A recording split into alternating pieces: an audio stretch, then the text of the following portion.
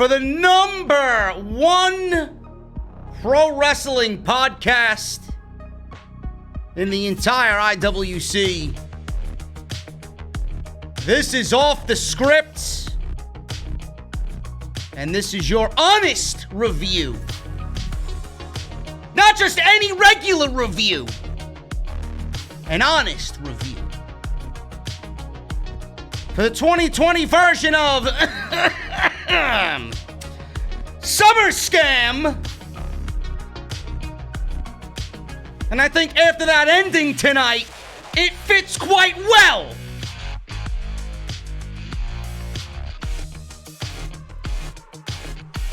I think tonight we make the internet salty, huh?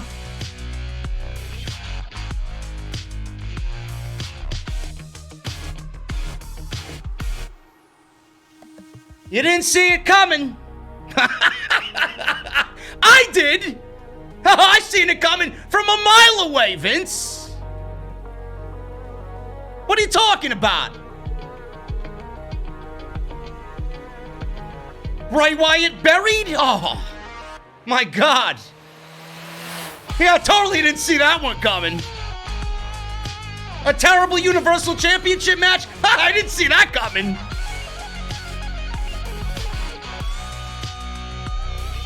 SummerSlam 2020. Honestly, not that bad of a show tonight. We're going to go over it all, including the return of Roman Reigns.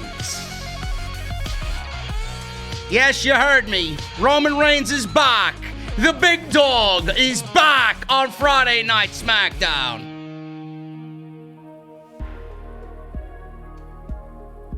Unbelievable, man. The one question I have is Roman heel? That's what we're going to discuss. Strap yourselves in, grab a cold beverage. It's time to start, man. Let's get this shit on the road. This is your SummerSlam review right here on Off the Scripts.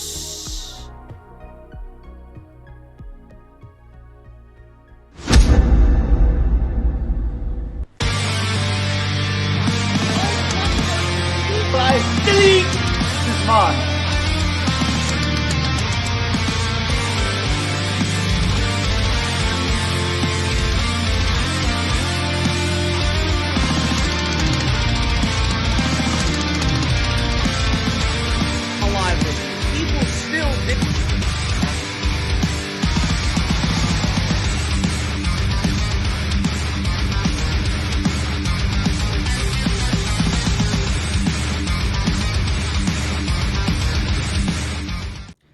What is going on, guys? Thank you so very much for joining me right here on Off the Scripts.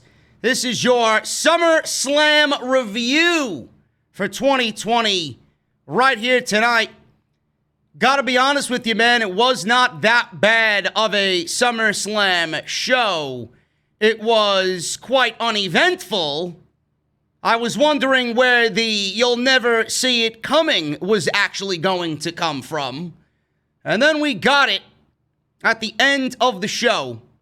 And I have to be honest with you, man. I kind of expected Roman Reigns to be back in the WWE. I didn't really expect him to be in the main event, burying Bray Wyatt already.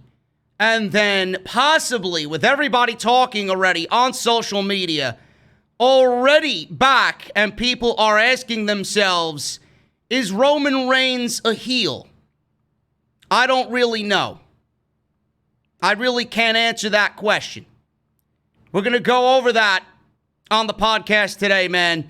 And I want to thank you guys so very much for being here with me, as always, on the #1 podcast in the entire IWC, and that is Off the Scripts. Let me know what you guys think down below in the comments. If you're watching me live, let me know what you think in the chat. If you loved SummerSlam, if you thought SummerSlam was a good show, Let me know what you guys think by leaving a thumbs up emoji. If you guys did not like SummerSlam, let me know down in the comment section or in the live stream chat. Let me know by leaving a thumbs down, just to get you guys involved here for the live stream of SummerSlam here on Off the Script. We're going to go over everything, man. The United States Championship was on the line. The Raw Women's Championship was on the line. The SmackDown Women's Championship was on the line. We had the Tag Team Championships on the line. Monday Night Raw Tag Team Championships on the line as well. And then we had the Universal Championship between Bray Wyatt, Braun Strowman, obviously Roman Reigns coming back. The WWE Championship was on the line. Drew McIntyre versus Randy Orton for that prestigious championship. And it was a show that actually flew by, man. I can get used to these 3-hour shows, I'll tell you that. I can get used to these 3-hour shows, no question. But I got to be honest with you in another way. Never mind even talking about the show. I got a little used to the Thunderdome. Obviously, I know why Vince McMahon moved into the Thunderdome. Vince McMahon moved into the Thunderdome because it gives the WWE that larger-than-life feel. Obviously, after watching SummerSlam, I got that a little bit more than I did watching Friday Night SmackDown. Everybody's entrances looked over the top as usual for a typical WWE pay-per-view. I still don't really care for the geeks and the stands watching via the virtual scoreboard inside the Thunderdome. But I don't know if you guys were a little kind of annoyed by the middle of the show, man. WWE has this same soundtrack playing over the entire 3 hours and 15 minutes, 3 hours and 30 minutes, however long the show went tonight. They had the same track playing for every single match. It was a live crowd reaction soundtrack that I'm assuming they lifted from the WWE 2K video game series. And some of it played all throughout the show in the same context, in the same just volume. And even when big moves were being done, WWE had no crowd reactions. Some crowd reactions were late for some moves. I believe some big moves were being done, and then the 2K soundtrack crowd was giving Ric Flair, woo! I'm like, what am I watching here? It was so ridiculous, man, and that's the one thing I don't think I'm going to get over, is the piped-in sound reaction. They basically and blatantly lifted it from the 2K series and integrated it into their shows because the live crowd really can't say or do anything. All they do is this. All they do is this. All they do is this. You know, or this, or whatever the fuck they're doing. It's ridiculous. Doesn't give the show a natural feel whatsoever. I can't get over that aspect. So I got used to it aesthetically. I got used to it. It was nice seeing all the big production for a SummerSlam and not have the show inside the Performance Center.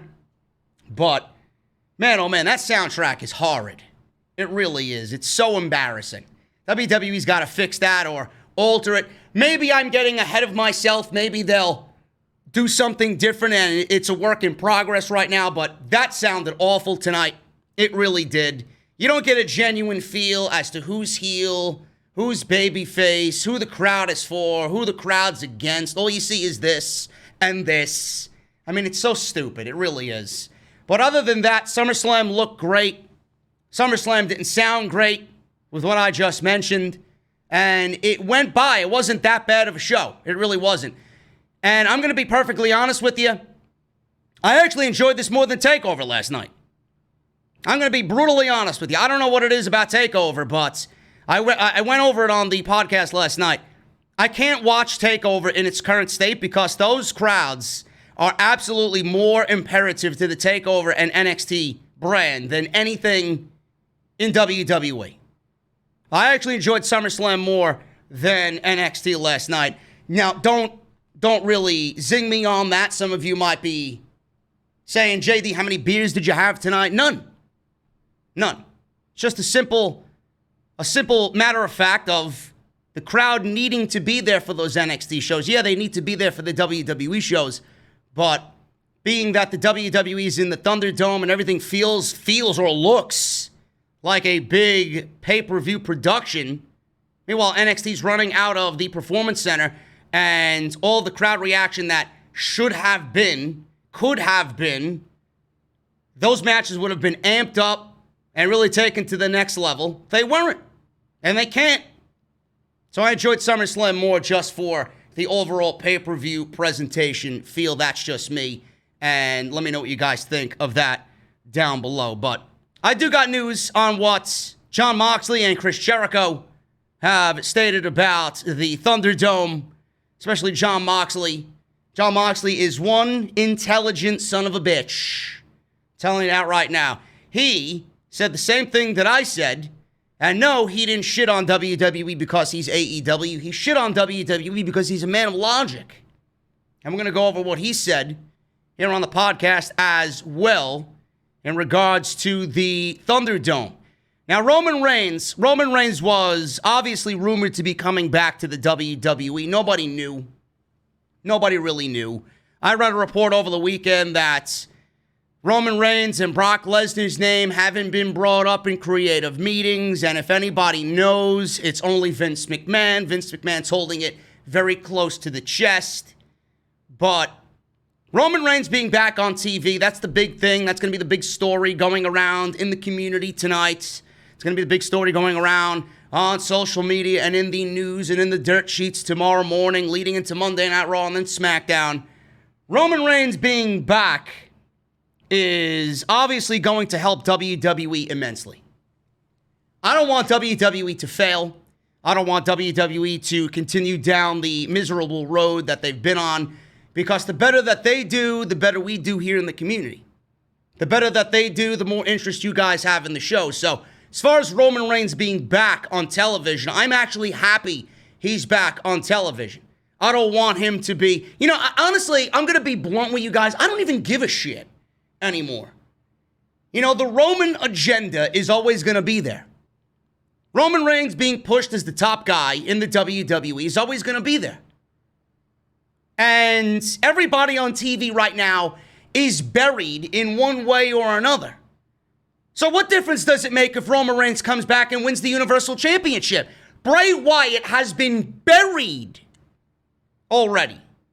So it doesn't matter if he beats Bray Wyatt, because Bray Wyatt, remember, if you guys remembered back in February, Bray Wyatt was buried in Saudi Arabia.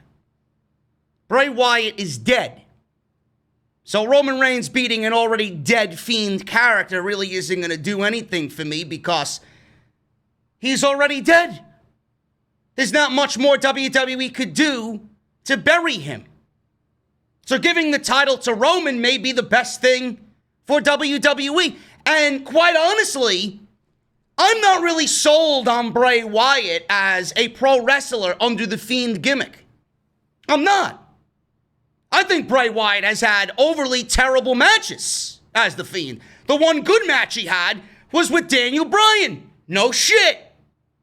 Go figure. One of the best wrestlers in the world he had a great wrestling match with. Go figure. But Bray Wyatt ain't lighting the world on fire in these fucking matches. If this is the caliber of United States Universal Championship matches, by all means give the title to Roman. At least we'll get a fucking proper main event at the end of the show. What the fuck was that tonight? That match was terrible with Bray Wyatt and Braun Strowman. So if that means Roman is going to be main eventing and giving us proper main events that we can actually say, hey, that was a damn good fucking match, then by all means, take the championship off of Wyatt and put it on Roman. It's going to help the ratings out immensely. People were not watching because they know Roman's not there. When they get a hint or a sniff of Roman Reigns being back, then people are going to start watching the show again. This is not the JD of 3, 4, 5 years ago that's going to shit all over WWE because they were pushing the Roman agenda down everybody's throat. The Roman agenda is always going to be there. But at that point, it was happening against up-and-coming superstars that we all knew WWE should be giving equal attention to, not just Roman Reigns. That was a time and a place where WWE tried to get Roman Reigns over so badly they did anything to try and get this guy over, including match after match after match after match with Brock Lesnar, thinking that beating Lesnar was going to be some big deal for Roman Reigns. Roman Reigns is already a big deal. I know he's the guy there. I know he's the face of WWE. Just do it already. Seriously. Bray Wyatt's dead. Daniel Bryan isn't really wrestling right now on SmackDown. AJ Styles is there. You know the history between those two. If that is a main event championship situation on SmackDown, I'm for that. Because that is something that I loved when they were actually in a program when AJ made his debut in the WWE. That was AJ's first big title program against Roman Reigns. I'm all for that. If that means getting caliber championship matches on SmackDown, I am for it. Putting Matt Riddle in that situation. Matt Riddle versus Roman. Sheamus versus Roman. Sheamus is a different guy than he was all those years ago. Seriously. So, I don't really think it's a bad thing. I don't. And I might as well keep going with this because this is the one thing everybody wants to fucking talk about anyway. Roman Reigns coming back. Roman Reigns being back, the way he was introduced back to the WWE tonight, everybody's like, oh my God, JD, you were right. What am I right about? I wasn't right about anything, really. You'll never see it coming. They saved that you'll never see it coming for Roman Reigns' big return. Great. He attacked Braun Strowman. He attacked Bray Wyatt. What does that mean? He looks fantastic. But is he a heel? I don't even know. What difference does it make?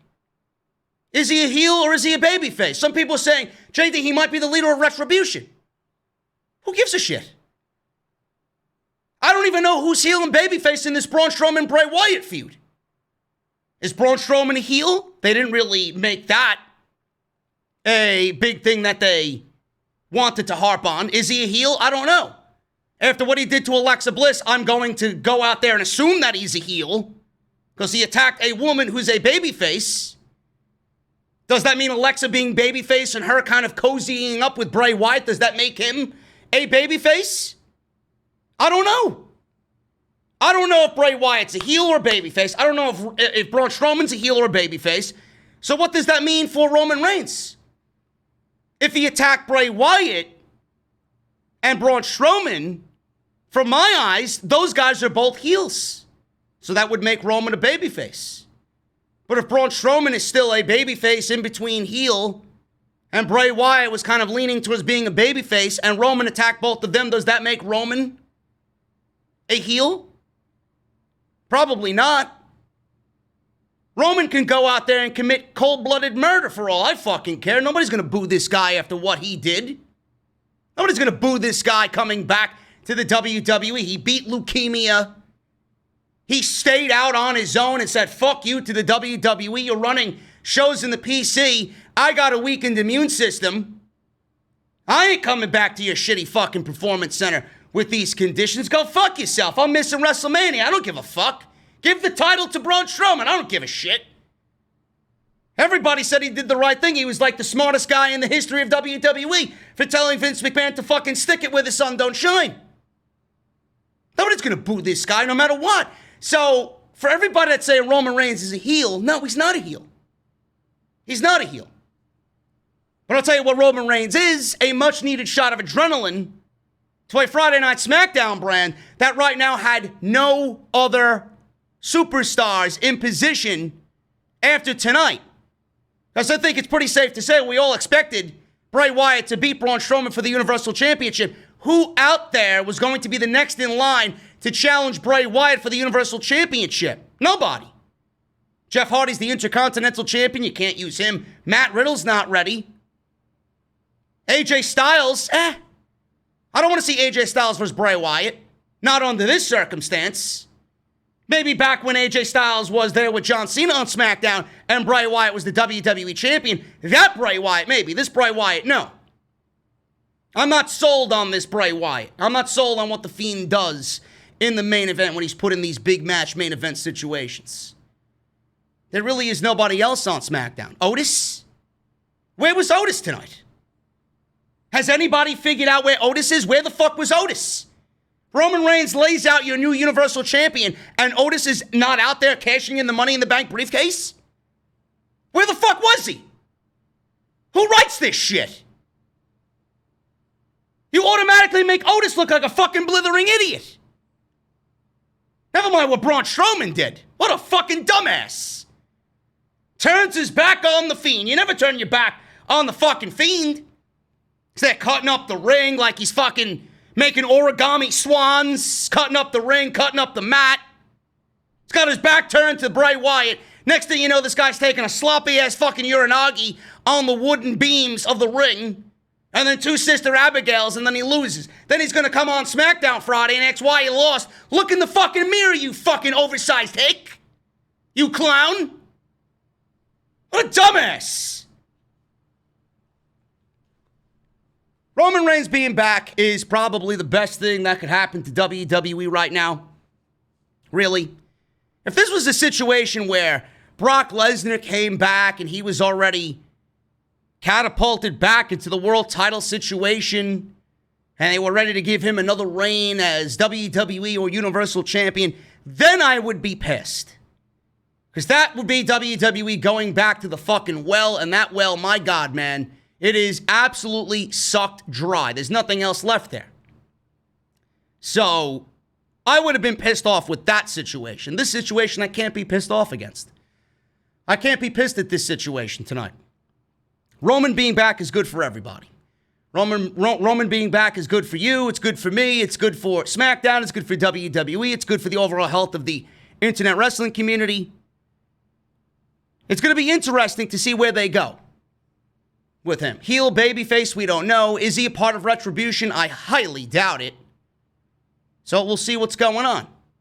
That's all I can say for now in regards to Roman Reigns. SmackDown is going to be a very interesting Friday Night SmackDown. So we'll wait till Friday. But other than that, SummerSlam was a decent show. And we're going to go over the entire card, break down these matches as we need to.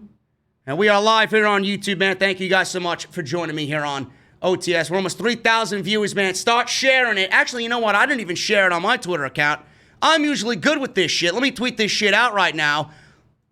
We're tweeting live right here during the podcast. Live right now. Actually, I'm not. I got to write in capital letters over here. Live right now.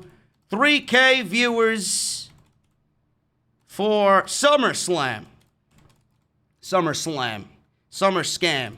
Summer Scam's not a hashtag, otherwise I'd use it. There you go. SummerSlam on off the script. There you go. Come hang out, bruh. Come hang out. There you go. Share it. Do what you gotta do. Hit that thumbs up. Let me know what you guys are thinking in the chat. Super chats are open if you guys want to hang out. After the show, you can ask me anything you want. Anything you want. We'll hang out after the stream is over. Make sure you guys are following me on social media. And thank you guys for live tweeting with me all night. At JD from NY206. That is on Twitter and Instagram. So that is very important. We got Monday Night Raw, which is the second biggest Monday Night Raw of the entire year tomorrow night. We'll be back in the Thunderdome. We'll be back on Twitter. So make sure you guys do that. And I'll be back live here tomorrow night as well with another live stream for Monday Night Raw right here on OTS. If you guys want to check out all the content that I've uploaded this weekend, links are down below in the description. Tons of shit. I was a busy bee this weekend, so make sure you guys go and do that. There will be no Dynamite review. If I do anything Dynamite, I will do it tomorrow afternoon. If not, you're just going to have to wait till Thursday when Jesse and I are back, and we will discuss the big angle that happened at the end of Dynamite with Cody Rhodes absolutely getting buried by Brody Lee, Mr. Brody Lee, losing the TNT Championship. So we'll probably go over that either tomorrow or Thursday, depending on how I feel. So look out for that as well, including a brand new week of content as always. If you guys want to support the podcast via Patreon, you can certainly do that as well. Patreon.com/JD from NY206. make sure you guys go and check out my sponsor for tonight's video, man. Very, very important that you do so. It's Harry's. Harry's.com/scripts. I don't know why you're not shaving with Harry's, man. Honestly. Harry's is the best shave product I've ever used. I haven't used anything in over 3 years. Harry's new sharper blades are as low as $2 each. They just came out with their sharpest blades ever, and unlike some other razor companies, they're not charging you more for their product improvements. It's unbelievable. Still $2 each. Now you guys can redeem your trial offer and try these new sharpest blades ever by going to harrys.com/scripts.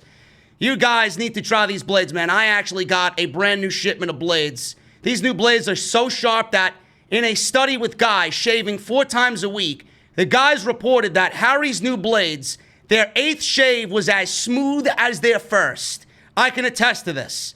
Harry's actually owns a German factory that's been honing razor blades for over 100 years. They source their steel from Sweden and own the entire manufacturing process from R&D to the factory floor. This allows them to keep their prices low and confidently stand by a 100% quality guarantee on harrys.com. Harry's is also super convenient as well. Blades are delivered directly to your door on your schedule with or without a subscription. You guys can actually try these by going to our unique link, harrys.com/scripts.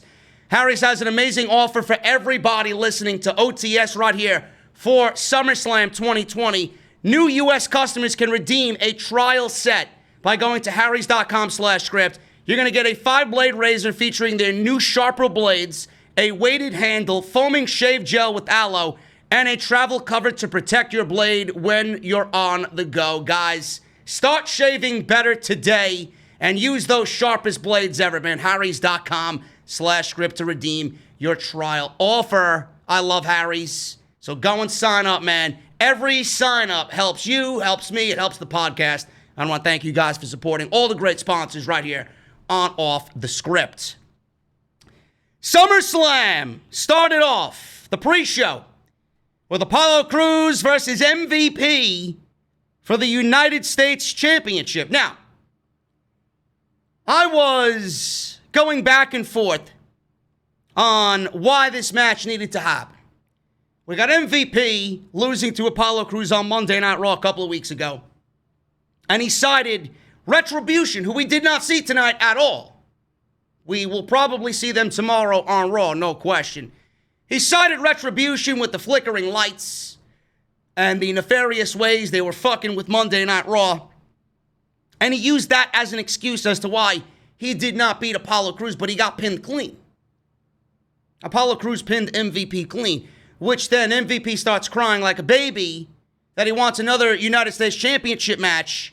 Apollo gives it to him, but as we move along with this storyline, it came to the stipulation of, all right, I'll give you your United States Championship match, but Bobby Lashley and Shelton Benjamin of the Hurt Business need to be banned from ringside. So that's what this match entailed. The Hurt Business was banned from ringside inside the WWE Thunderdome. Now, fans looked on and seemed to have finally gotten the clue during this match because I watched the pre-show and I'm seeing a more lively WWE Thunderdome audience. Everybody's reacting. They got their hands in the air. They're giving the thumbs up. They're clapping along. Meanwhile, we watched it on Friday Night SmackDown and they were late. It's almost as if they were sitting on their hands. Nobody was really doing anything. Nobody was reacting to anything. There were memes going around on Twitter of people sleeping during the Thunderdome or inside the Thunderdome. One guy fell asleep at his desk. Another guy was photographed with his fucking blanket on. I think I even seen a fucking stuffed teddy bear sitting in the front row. So everybody was a little bit more lively today. So I'm assuming WWE woke everybody up in an email that they signed up to SummerSlam for. Please be lively. Please be enthusiastic about our overly shitty product. So they did seem a little bit more lively, and they were throughout the rest of the show, at least in those little screens inside the Thunderdome. MVP went right after Apollo Crews' knee, but Crews got to the bottom rope and broke the knee bar. Crews got some more offense in until MVP goes to the floor, takes a little bit of a breather, takes a little bit of a rest. MVP then brought it back in. They go into the corner. MVP with a cheap shot while the referee is in between them. MVP comes back with a big drop kick. Then MVP continues back and forth with Apollo. MVP then dumps Crews over the top rope to the floor, and he hits part of his face on the steel ring steps. MVP slams Crews face first into the announce table, brings it back in. MVP gets hung up in the corner. Crews dropped him right then and there.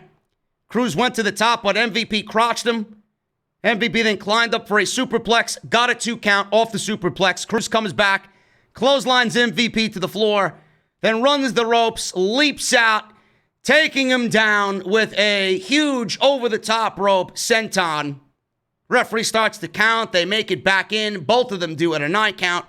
Crews then unloads in the corner, hits a big splash. Crews then drops MVP again, hits the standing moonsault for another near fall 2 count. They go back and forth. Crews blocks the playmaker. Crews then all of a sudden pulls out a sit-out powerbomb for the win, and he retains the United States Championship. Now, I didn't really care about this match or who won this match or the United States Championship, but I assumed Apollo was going to get the victory because going into this, I said to myself, and I said on off the script this past weekend, the match that I think would be the perfect SummerSlam match would be Apollo versus Bobby Lashley. Now I'm thinking with Payback a week from tonight, titled Payback, I think MVP is going to play into that and get payback on Apollo, and he's going to get payback on Apollo through Bobby Lashley. So this is not over by a long shot. MVP might have lost his opportunity at the United States Championship for the Hurt Business, but that doesn't mean Bobby Lashley's not going to get the job done. So this should have been the match for SummerSlam. I think we see it at Payback. I think Apollo loses the title to Bobby Lashley, and the Hurt Business finally has the championship that they've been chasing all these many months. And then Apollo Crews, he goes back to catering. He goes back to catering, where he belongs. I don't think he belongs there, but WWE certainly thinks he belongs there. Bruce Pritchard thinks he belongs there. Apollo Crews was a project of Paul Heyman. And anything that Paul Heyman loved or wanted to do on this show is no longer in effect. You're seeing some remnants of Paul Heyman there, but WWE is using the likes of Shayna Baszler because they have nobody else in the Monday Night Raw women's division. Humberto Carrillo is buried. Aleister Black is just making his return to TV now. Tomorrow night on the Kevin Owens show. Drew McIntyre still the WWE champion. So there's still some remnants of what Paul Heyman did on Monday Night Raw, but not much.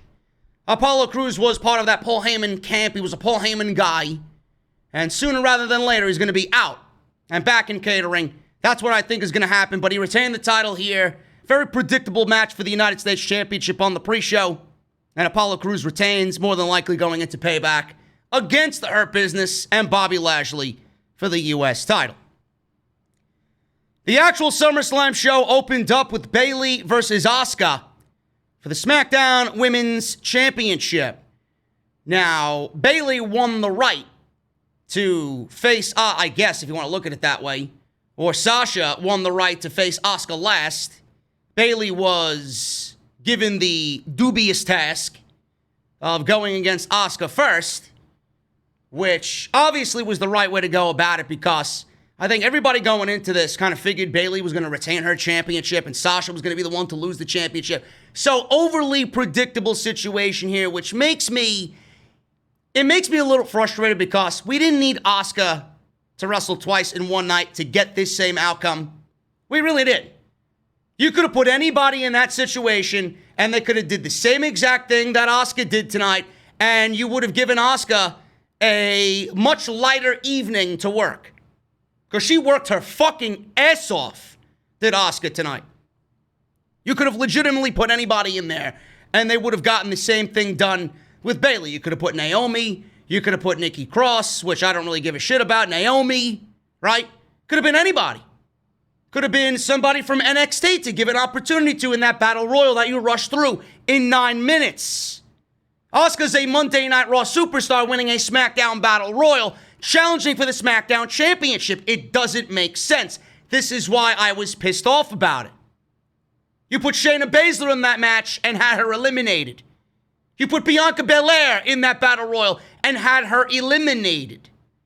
So you could have done anything else and get this same outcome. At least it would have gotten somebody on a bigger stage, and it would have gotten somebody in front of a larger audience with more eyes on them. Now, I don't want any of those women losing to Bayley. Someone like Bianca Belair or Tegan Nox or Shotzi Blackheart or whoever else was in that battle royal. Clearly, you don't want them losing and stifling their momentum, but I would have taken anybody to ensure the growth of the women's division. Because right now, the women's division right now is everybody, Sasha, Bayley, and Asuka. And that's pretty much it. That's everybody that's being used. I don't really stand for that. I don't like that. That's not really flourishing the women's division. But this is the first match that started the show off, and I thought this was great. It played into the overall storyline arc of Sasha and Bayley very well. And you all knew Bayley was going to win this match by hook or by crook. You knew Sasha at some point was going to get involved and potentially help Bayley win this match. And that's exactly what happened. Asuka took it to Bayley hard early on, getting a modified octopus hold on Bayley as she reached for the bottom ropes to break the hold. Bayley then rolled to the apron. Asuka delivered a hip attack on Bayley, knocking her to the outside. Asuka off the steps with a DDT on the floor before rolling her back in the ring for a near fall 2 count. Bayley started to turn things around. Asuka was tied up in the middle rope, and Bayley jumped off the second rope with a beautiful stunner on Asuka, hanging her out on the second rope. Snap suplex then to follow for a 2 count. Asuka tried very hard to mount a small comeback, but Bayley pulled a Bayley to belly out of nowhere for another near fall. Asuka kicked out, got right up, and went for a roll-up on Bayley for a 2 count, and then both women knocked each other out with double clotheslines, and both women were down. Asuka then mounted another comeback, another hip attack, knee to the face, German suplex, another hip attack, lots of hip attacks in this match by Asuka. Went for a cover, only got a 2 count.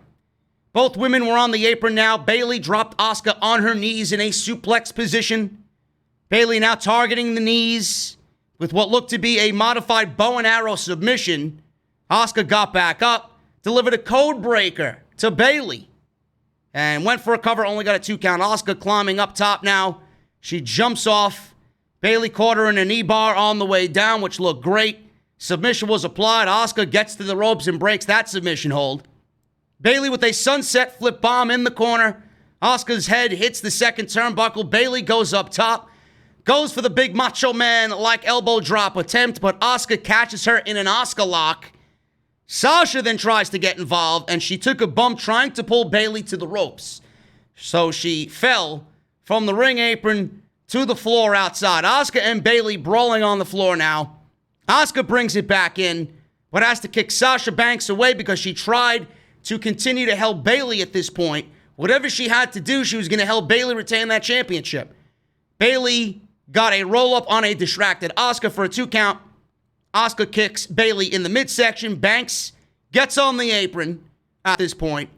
Asuka charges, knocks Sasha Banks off the ring apron with a hip attack. Bayley was actually moved out of the way. She was aiming for Bayley. So it was Sasha on the ring apron, Bayley, and then Asuka charging with the hip attack.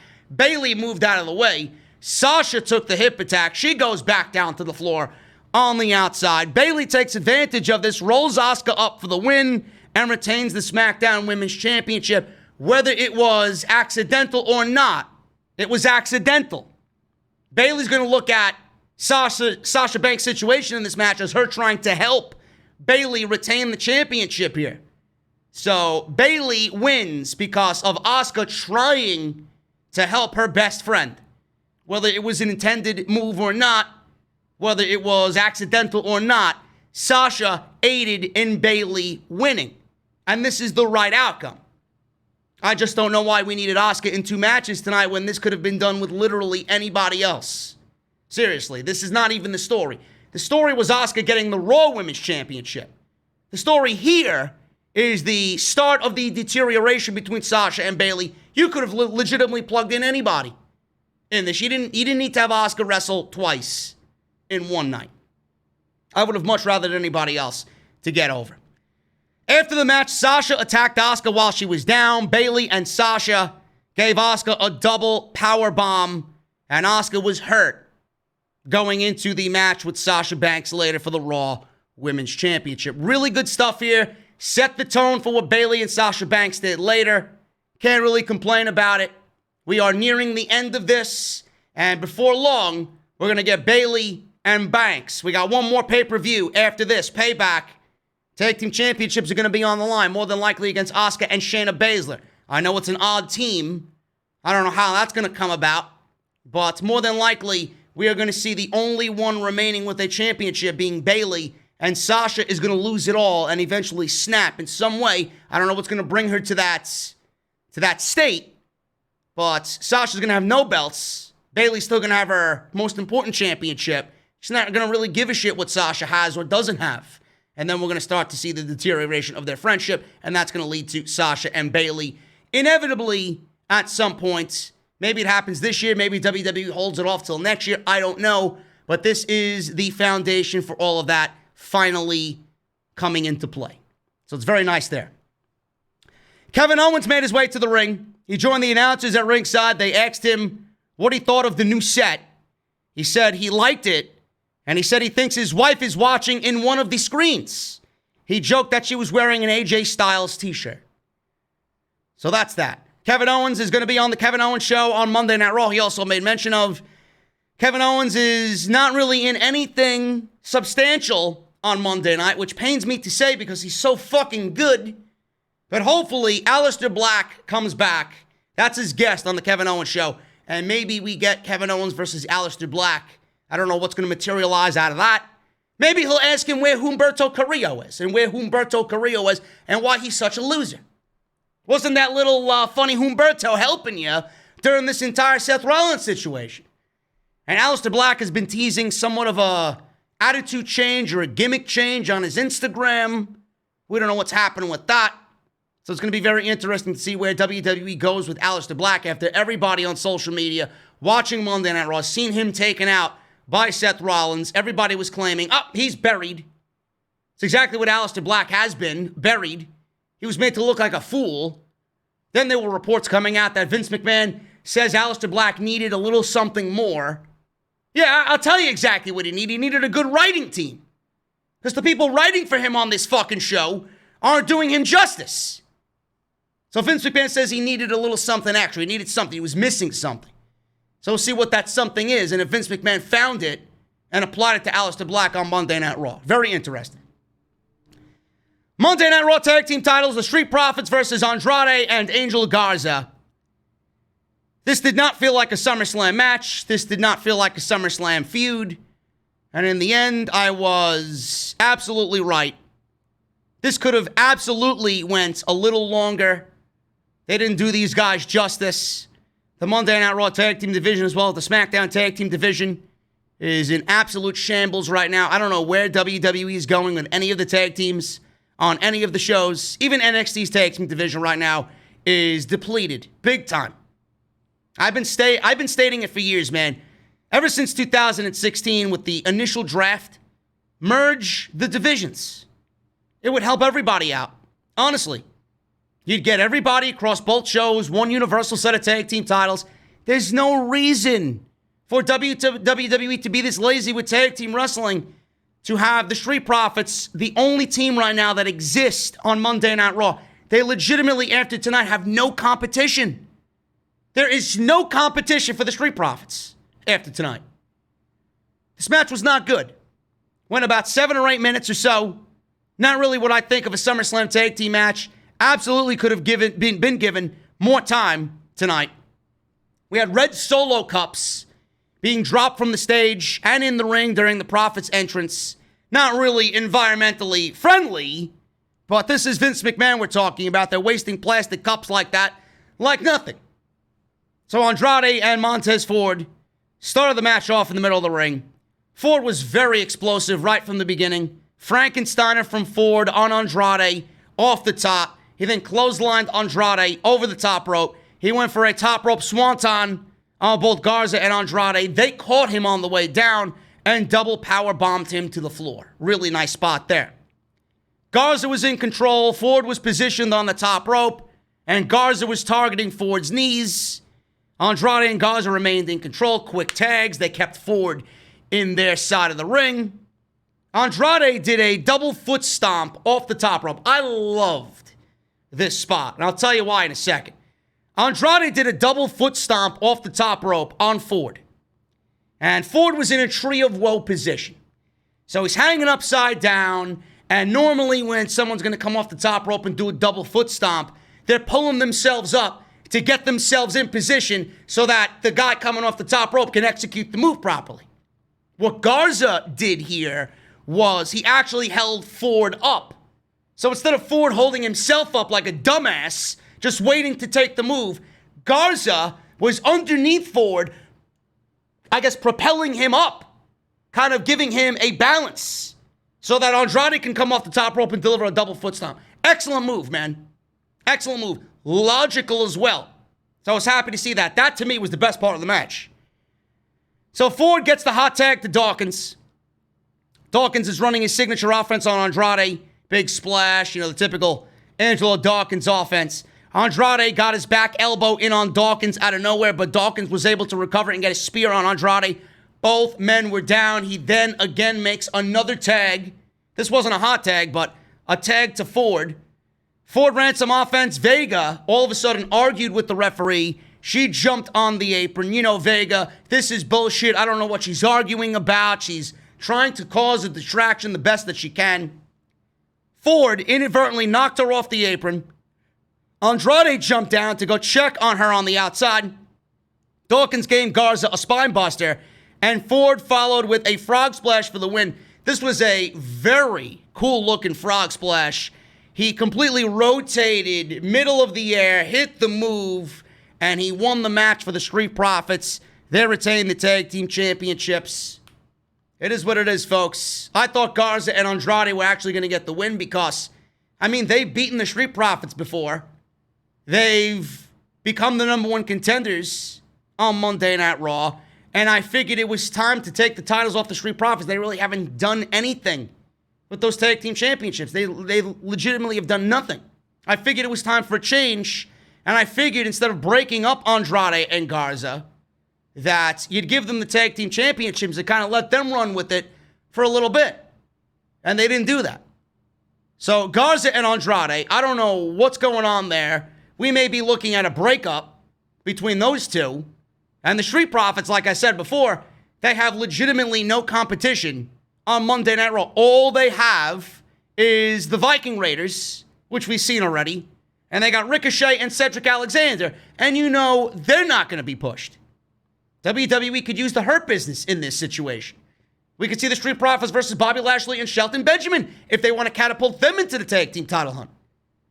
They would work well as a tag team.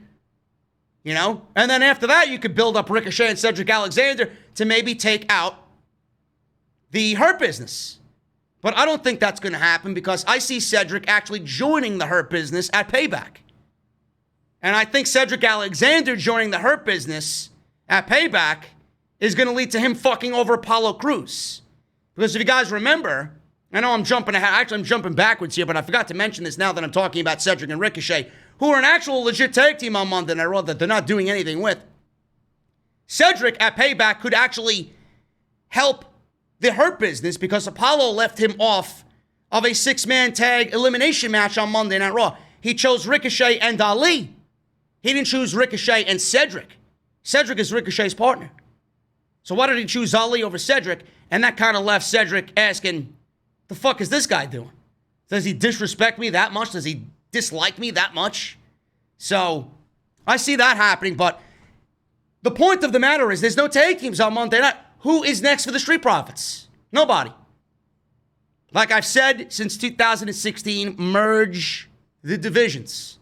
I think it would be best for the overall health of the tag team division, unless WWE is going to move. I read somewhere this afternoon that the Forgotten Sons are coming back to television. That WWE is getting ready to bring the Forgotten Sons back to television. Maybe they show up on Monday Night Raw. After what Jackson Ryker did, maybe he's not liked in the SmackDown locker room. So maybe the Forgotten Sons make the jump to Monday Night Raw, and they challenge the Street Profits, and we got babyface versus heel on Monday Night Raw in the form of the Profits versus the Forgotten Sons, which would be, I don't know if they tangled in NXT. It might be a throwback to some NXT stuff. That could be a possibility as well. We don't know. I guess we'll find out on Monday, but it looks like we're headed towards Andrade and Garza splitting up. Mandy Rose and Sonya Deville. This was supposed to be a hair versus hair match, and that got changed on Friday Night SmackDown. Now, I got news on Mandy Rose, and I got news on why this was changed from a hair versus hair match to a loser leaves WWE match. Now, if you guys watch SmackDown, that was the way it was supposed to be. And obviously, you guys know Sonya Deville's situation. And if you've seen the absolutely terrifying security cam footage that was leaked as far as her home invasion goes, that is something she's not going to soon forget, man. It really was scary. And I watched it this afternoon. That could have ended so bad. So much worse than it did. So she is very lucky. And that may be one of the reasons why Sonya lost tonight. And maybe one of the reasons why WWE axed the hair versus hair stipulation. Now, Dave Meltzer talked about it on the Wrestling Observer Radio, that there were a ton of gimmicks that WWE could have gone with if they didn't want to shave Mandy or Sonya's head. They went with a match that will remove them, or one of them, from the company. It was stated that it's unlikely Deville said forget WWE, that she's leaving forever, and decided to get out of the business completely. But as of right now, it looks like she's taking time off to attend to the obvious personal matter here. And this has not been confirmed, but a theory going around is that she clearly wants to take care of this personal situation, and she did not want to go into court with a shaved head for this situation. So that might have been done to save Sonya during the entire court hearings, and it could have brought some damage to her case against the man named Philip Thomas who tried to hold her hostage. That's what Meltzer was saying on the Observer Live. Now, this isn't 100% confirmed or 100% clear, but the match ended up being a loser leaves WWE match in which Sonya lost. Now, I was looking forward to this. I thought these two were ready to steal the show just based on what we've seen. I remember it was several weeks ago they had a match on SmackDown which was very good. It was very intense. Mandy looked great. Sonya looked great. It was very physical. They were given about 5 minutes, and I wanted to see more of it, but that's all they were given. And now they're given this big stage on SummerSlam, and I don't know what was going on in this match, but it didn't feel as physical as what we seen Mandy and Sonya Deville do previously. Now, I'm not going to blame either one of them. They were both in the house during this situation, so they might not be all there right now. They might have other things on the mind, so I'm not even going to shit on the match just because of the personal feeling of this match even happening. They might not even want to be there. But I didn't feel that this was the culmination of a feud that should have been. I don't feel like this is the conclusion that the feud deserved. And we can blame Philip Thomas II for being a complete fucking scumbag that I hope rots in jail. So I felt like this was off for obvious reasons. So the match started. Sonya took it to Mandy early. The action spilled to the outside. Mandy with a suplex on the steel ramp right away. Back by ringside, Mandy threw Sonya into the steel post and then again into the barricade. Mandy with a flying clothesline off the announce desk on Sonya. Mandy went under the ring to grab a table, and it took her a few minutes to set it up. She was dropping the table. She couldn't set the table up. It seemed like the table was too heavy for her. One of the legs gave out. So she was struggling to get the table up. Sonya took advantage of this with the steel chair, so it was a nice recovery by Corey Graves and Michael Cole on commentary to, make light of the situation here and not really highlight Mandy's blunder with the table. They highlighted Sonya took advantage waiting, like Sonya was watching her set the table up and kind of picked her spot and attacked with a steel chair. So Sonya then regained control after the steel chair to the stomach. She slammed Mandy face first into the announce desk. Sonya rolled Mandy back into the ring for a 2 count. Sonya then with a flying knee to the chest for another near fall. Mandy tried to fight back, but Sonya got what looked to be a dragon sleeper on Mandy Rose. Mandy tried fighting out of it, but got caught in a triangle choke by Sonya. Mandy eventually started to make a small babyface comeback. She put Sonya on the table at ringside that she set up earlier. Sonya rolled off. Mandy then slid a chair as if she was sliding drinks on the bar. She slid the chair on the table, and Sonya was on the edge of the table on her knees trying to get up. And she did her best Neo from the Matrix impersonation. Mandy just kept slinging chairs on top of the table, and Mandy kept missing because Sonya kept ducking. So Sonya then thrust kicked Mandy. Both were down. Sonya got up first and threw Mandy back into the ring. Mandy countered Sonya, set up a double underhook suplex attempt. Sonya escaped, kicked Mandy, lifted her up eventually for a double underhook suplex. Mandy slipped out, landed a high knee to the face. She hit a second and a third running knee. Then she gave Sonya a face driver off of a double underhook lift. Then she hit the final running knee for a 3 count, and Sonya loses to Mandy Rose, and she has to leave WWE. Sonya was very distraught. She was pacing around ringside, very upset. She couldn't believe what had happened. Not really a big fan of Sonya losing clean like this, but like I said in the beginning, I fully understand why Sonya wants to step away for a little bit. She obviously has things to take care of. She might be completely desensitized to the overall business and the bigger spotlight that she was getting, and she doesn't want to bring more attention to herself. So she's more than likely taking herself away from being a public figure, and she's going to get her mind right because God knows what that woman is going through. If somebody is invading your home with duct tape and zip ties and a knife and whatever else fucking tools of the trade he had to try and kidnap her, with him leaving her messages that he's going to kill all of her friends and family. There was one tweet that went out that said that you will go into SummerSlam with me as your boyfriend. This guy expressed his fucking undying love to Sonya Deville. She wants nothing to do with being a public figure anymore, and I fully understand that. So I don't really mind Sonya losing when we know the grander picture, the bigger picture. Mandy, I hope, gets pushed. I think Mandy deserves an opportunity to shine on her own now. She showed a different side of herself in this feud with Sonya. They both made each other better. Mandy was better off working with Sonya. Sonya was better off working with Mandy. And I think both of them underwent some slight character changes for the better. Sonya, look at how great Sonya did. This was the best work of her career. Mandy Rose, she went from being the bikini pinup model, who was the vixen in the eye of all the guys, the beautiful blonde, right? And she actually became a real character with real emotions, and she actually got physical when the time called for it because she had to. She had to. And I think both were better off for it. I don't think Sonya's done with the WWE. This could be a situation where she takes the rest of the year off and WWE obliged.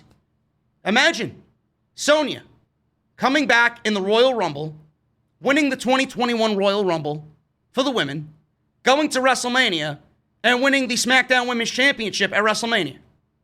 How big would that be? You want to make a new star? WWE was on their way to making a new female star in Sonya Deville if they continued on this path. Now it's going to have to wait a little bit. Imagine she comes back and she has a major Royal Rumble evening winning the Royal Rumble. Could be a situation. I know WWE has other women to push. Hopefully by that time, Bianca is where she needs to be. Shayna Baszler is where she needs to be. But Sonya Deville winning the Royal Rumble after taking all of this time off to get herself right after this situation, I think is a solid booking creative idea. So we'll see what happens. Maybe by that time, Mandy Rose is the SmackDown Women's Champion. We don't know. Maybe we could revisit this 6 months, 8 months, 9 months down the line. And things would be a little different and everybody would be in their right frame of mind. We'll see what happens. Let's check the chat. Let me check in on you guys. What's going on here? 2,700 viewers. Thank you guys for sticking with me. Hit that like button. Make sure you guys hit that subscribe button as well. Turn on that bell for all notifications. And I thank you for hopefully making Off the Script the #1 podcast in the IWC this evening. Let me take 10 seconds here to get myself right. I gotta hydrate myself, man. Long night, long weekend, and I don't drink enough water. I really don't. Damn, that's good. Damn, that's good. Thank you, guys. Keep those super chats coming. We'll hang out at the end of the show. And if you guys are listening on iTunes, thank you guys so very much. Leave me a 5-star rating, comment, and let me know what you think of the podcast. #1 all night, says Hoop Media. Hoop Media does a fantastic job in the chat. Shout out to Hoop Media. #1 all night, man. That makes me fucking happy. #1 all night. I love it. Love it. Moving on here, man. One match I was incredibly interested in because we got Pat McAfee on NXT TakeOver. We got Pat McAfee on NXT TakeOver doing what a lot of people said couldn't be done, and that was an outsider coming on into the WWE and delivering a great match, and that's exactly what it was. He didn't really go out there and do flashy shit. He just went out there and showed how athletic of a motherfucker he is. And I even said it on yesterday's podcast. If you guys missed it, link will be down in the description below for my pay-per-view review of TakeOver 30. I said, I still stand with what I said in theory in Pat McAfee coming on in as an outsider. And nobody can really blame me for that because look at everybody else that came in that was an outsider and did shit for the WWE. They embarrassed themselves in the ring. The ratings didn't reflect how big of a superstar these people really are. I felt like NXT didn't need it.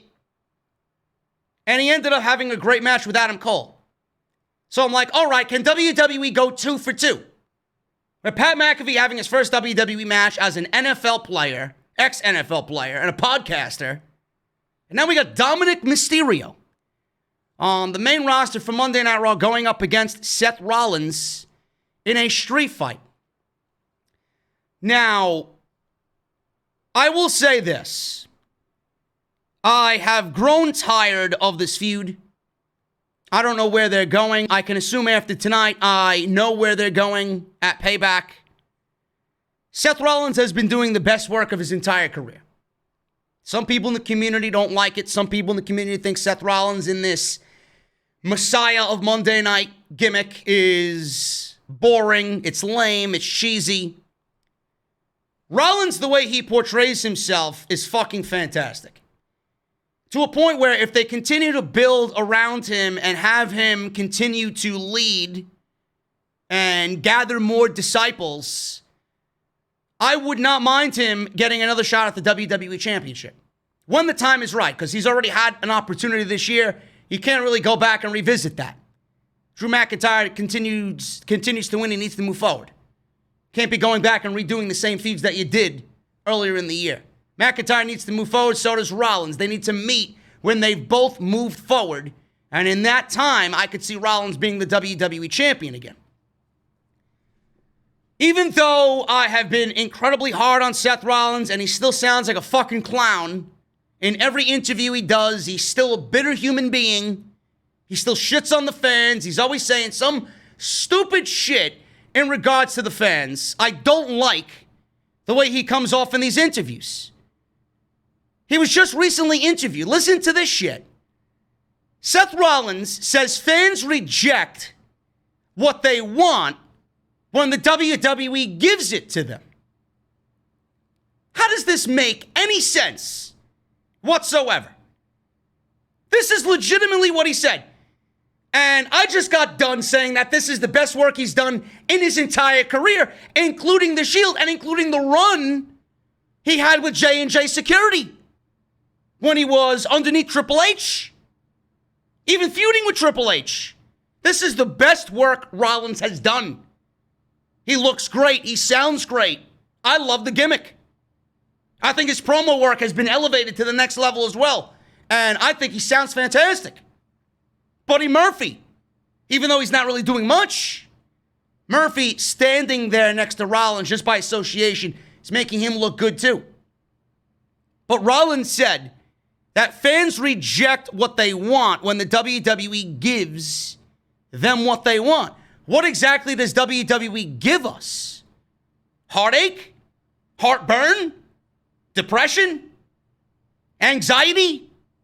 Sadness? Sleepiness? What do they give us? Drowsiness? What do they give us? They certainly haven't given me anything, especially this year. What has WWE given us? The shows suck. It's almost as if he says we have no right to complain. What exactly have they given us? They haven't given us much of anything.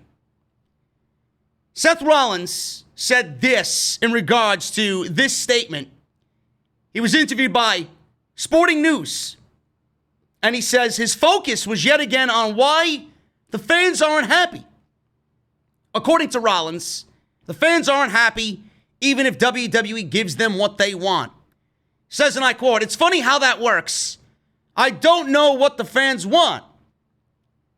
So Colby doesn't know what the fans want, folks. All we want is a decently written show on Monday night. That's all we want. And he can't give it to us. I don't really understand it. But he says you give them what they want and they reject it. Then you give them what they want again, and after 2 weeks, they want what they rejected. It's such a weird roller coaster. Wrestling fandom is one of the wildest things in the world. We have to do things week to week. We have to do things week to week because we really don't have things planned and done for weeks like a TV show. Everything changes week to week. I can't imagine being somebody who has to write a wrestling show. You have to lose your hair. I can just do my job the best that I can. End quote. I didn't really understand this when I'm reading this. We have to do things week to week. Really? Why is there such a, and I'm talking about NXT from 2 or 3 years ago. Why is there such, and even AEW now. AEW doesn't plan things week to week. AEW's got a whole fucking calendar listed of where they want to start, what's happening in the middle, and where they want to conclude everything. Who they want to push and when they want to give them their fucking peak and big payoff. But why is there such a disparity against the main roster and NXT? Why? Why are they so different yet operate under the same banner? You know, when NXT was 1 hour, NXT was operating under a tape schedule. They used to tape 4 one-hour shows in one day. That would constitute 4 weeks of television. So when they went and did that, they actually had long-term booking and long-term planning in their mind on where they wanted to go, who they wanted to push, what they wanted the next takeover to look like, what they wanted the takeover after that to look like. They had long-term planning. They wrote what I think is a wrestling show. So why is it that NXT was doing things the right way that WWE main roster should be doing, but this guy comes over here and says things need to be done week to week because we don't really have things planned out and done for weeks like a TV show? Well, maybe you fucking should have it done that way. He's absolutely out of his fucking mind. He sounds like a blithering idiot. We don't have things done week to week. Well, maybe that's your fucking issue. Maybe that's your issue. Because I know when I watch this show, I look at nothing but illogical garbage. And all of that stuff happens because nobody looks at the fucking script. Nobody looks at that because the script is written a half an hour before the show needs to go on the air. It's approved, being approved. half an hour before you go on the air. And nobody knows what the fuck's going on. This guy sounds like a blithering fucking idiot, honestly. And that's why I don't like Seth Rollins to an extent. I should like him and respect him more than I do, but I can't because he's not in gimmick. He's not in character when he's doing these interviews. That's Kobe talking. That's not the Monday Night Messiah. It's not playing a gimmick talking about when we do things week to week. They can't be done any other way. Really? Because I know when NXT was at their peak, they were doing things the way you should be doing things now. You should already have the next 5, 6, 7 weeks of TV at least planned, with the next 3 or 4 weeks already written and delivered to Vince McMahon's desk. Coming out of SummerSlam, you should already have your main event for the next pay-per-view planned. You should already be planning Survivor Series. But WWE doesn't operate that way. So that's why I don't respect Seth Rollins. Now, as far as Dominik Mysterio, I was looking forward to this match, like I said, because of what Pat McAfee did on Saturday's TakeOver show. Could WWE do it again and hit a home run? A debut in their second show this weekend. Dominik fared excellent in his WWE debut. He looked like he belonged. Everything he did looked good. And I got high hopes for Dominik Mysterio. Being so young and being so good like he is right now, he'll be fine. Now, the match got changed to a street fight instead of being a regular one-on-one match because Dominik is inexperienced. He's still slightly green. He is more, I guess, advanced than some people I've seen in the ring at his age, or some people in the ring being the son of a famous WWE superstar. This is one of those situations where this was a better night than most, as far as him being in the position of being Rey Mysterio's son. So this was a very good night for him. Now, this was a street fight because I don't think anybody was going to believe Dominik was going to win a standard one-on-one match. The bells and whistles of a street fight gave WWE a little bit more of creative freedom to book this match the way that they did tonight, to give Dominik a chance to look good and stand toe-to-toe with Seth Rollins, even with all the outside interference. And it gave him a chance to win, which he did come very close to doing tonight. But the bells and whistles were obviously the way that he was going to take the loss here. Because Rollins, the more experienced guy, was always going to beat the upstart Dominik Mysterio, the rookie Dominik Mysterio. And then after tonight, payback, after what happened tonight to Rey and what happened tonight to Dominik and the closing sequence of this match, it is booking itself to be a great tag team match at Payback. Dominik and Rey teaming up against Rollins and Buddy Murphy. Should be fun. But how did we get there? So we got the match to start with a collar and elbow tie-up, followed by a headlock takeover. So Rollins was kind of playing with the little kid early on, kind of teaching him the ropes a little bit. Rey's wife, Angie, was in the back with Rey and Dominik before they came out.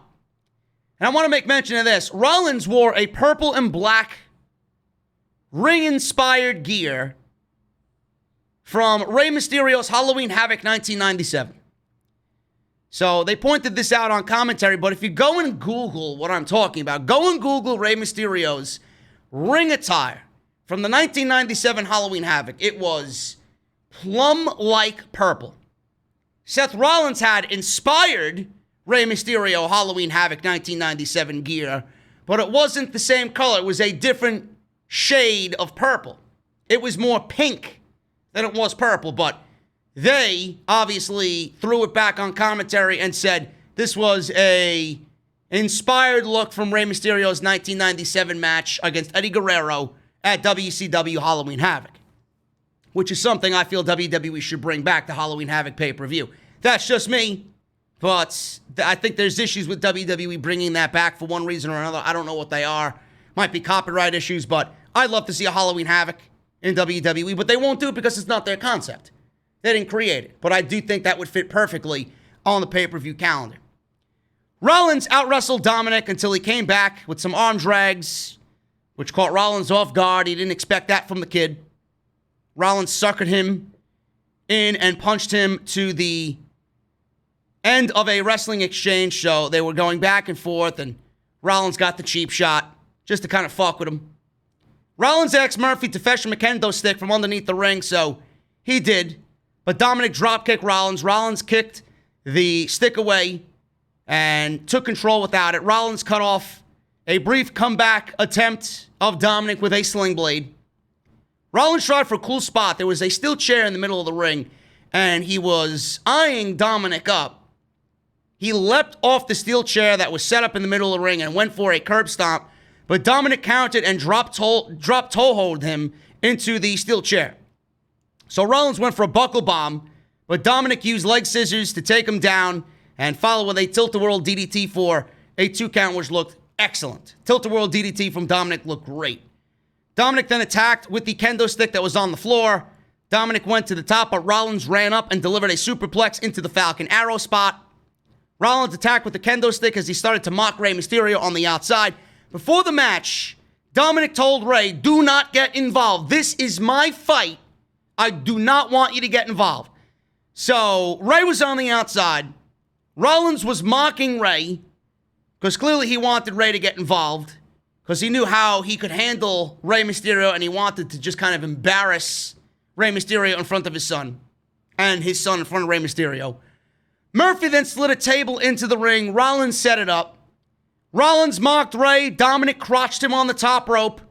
Dominik then gave him a Russian leg sweep with the kendo stick off the top, through the table down below, breaking it.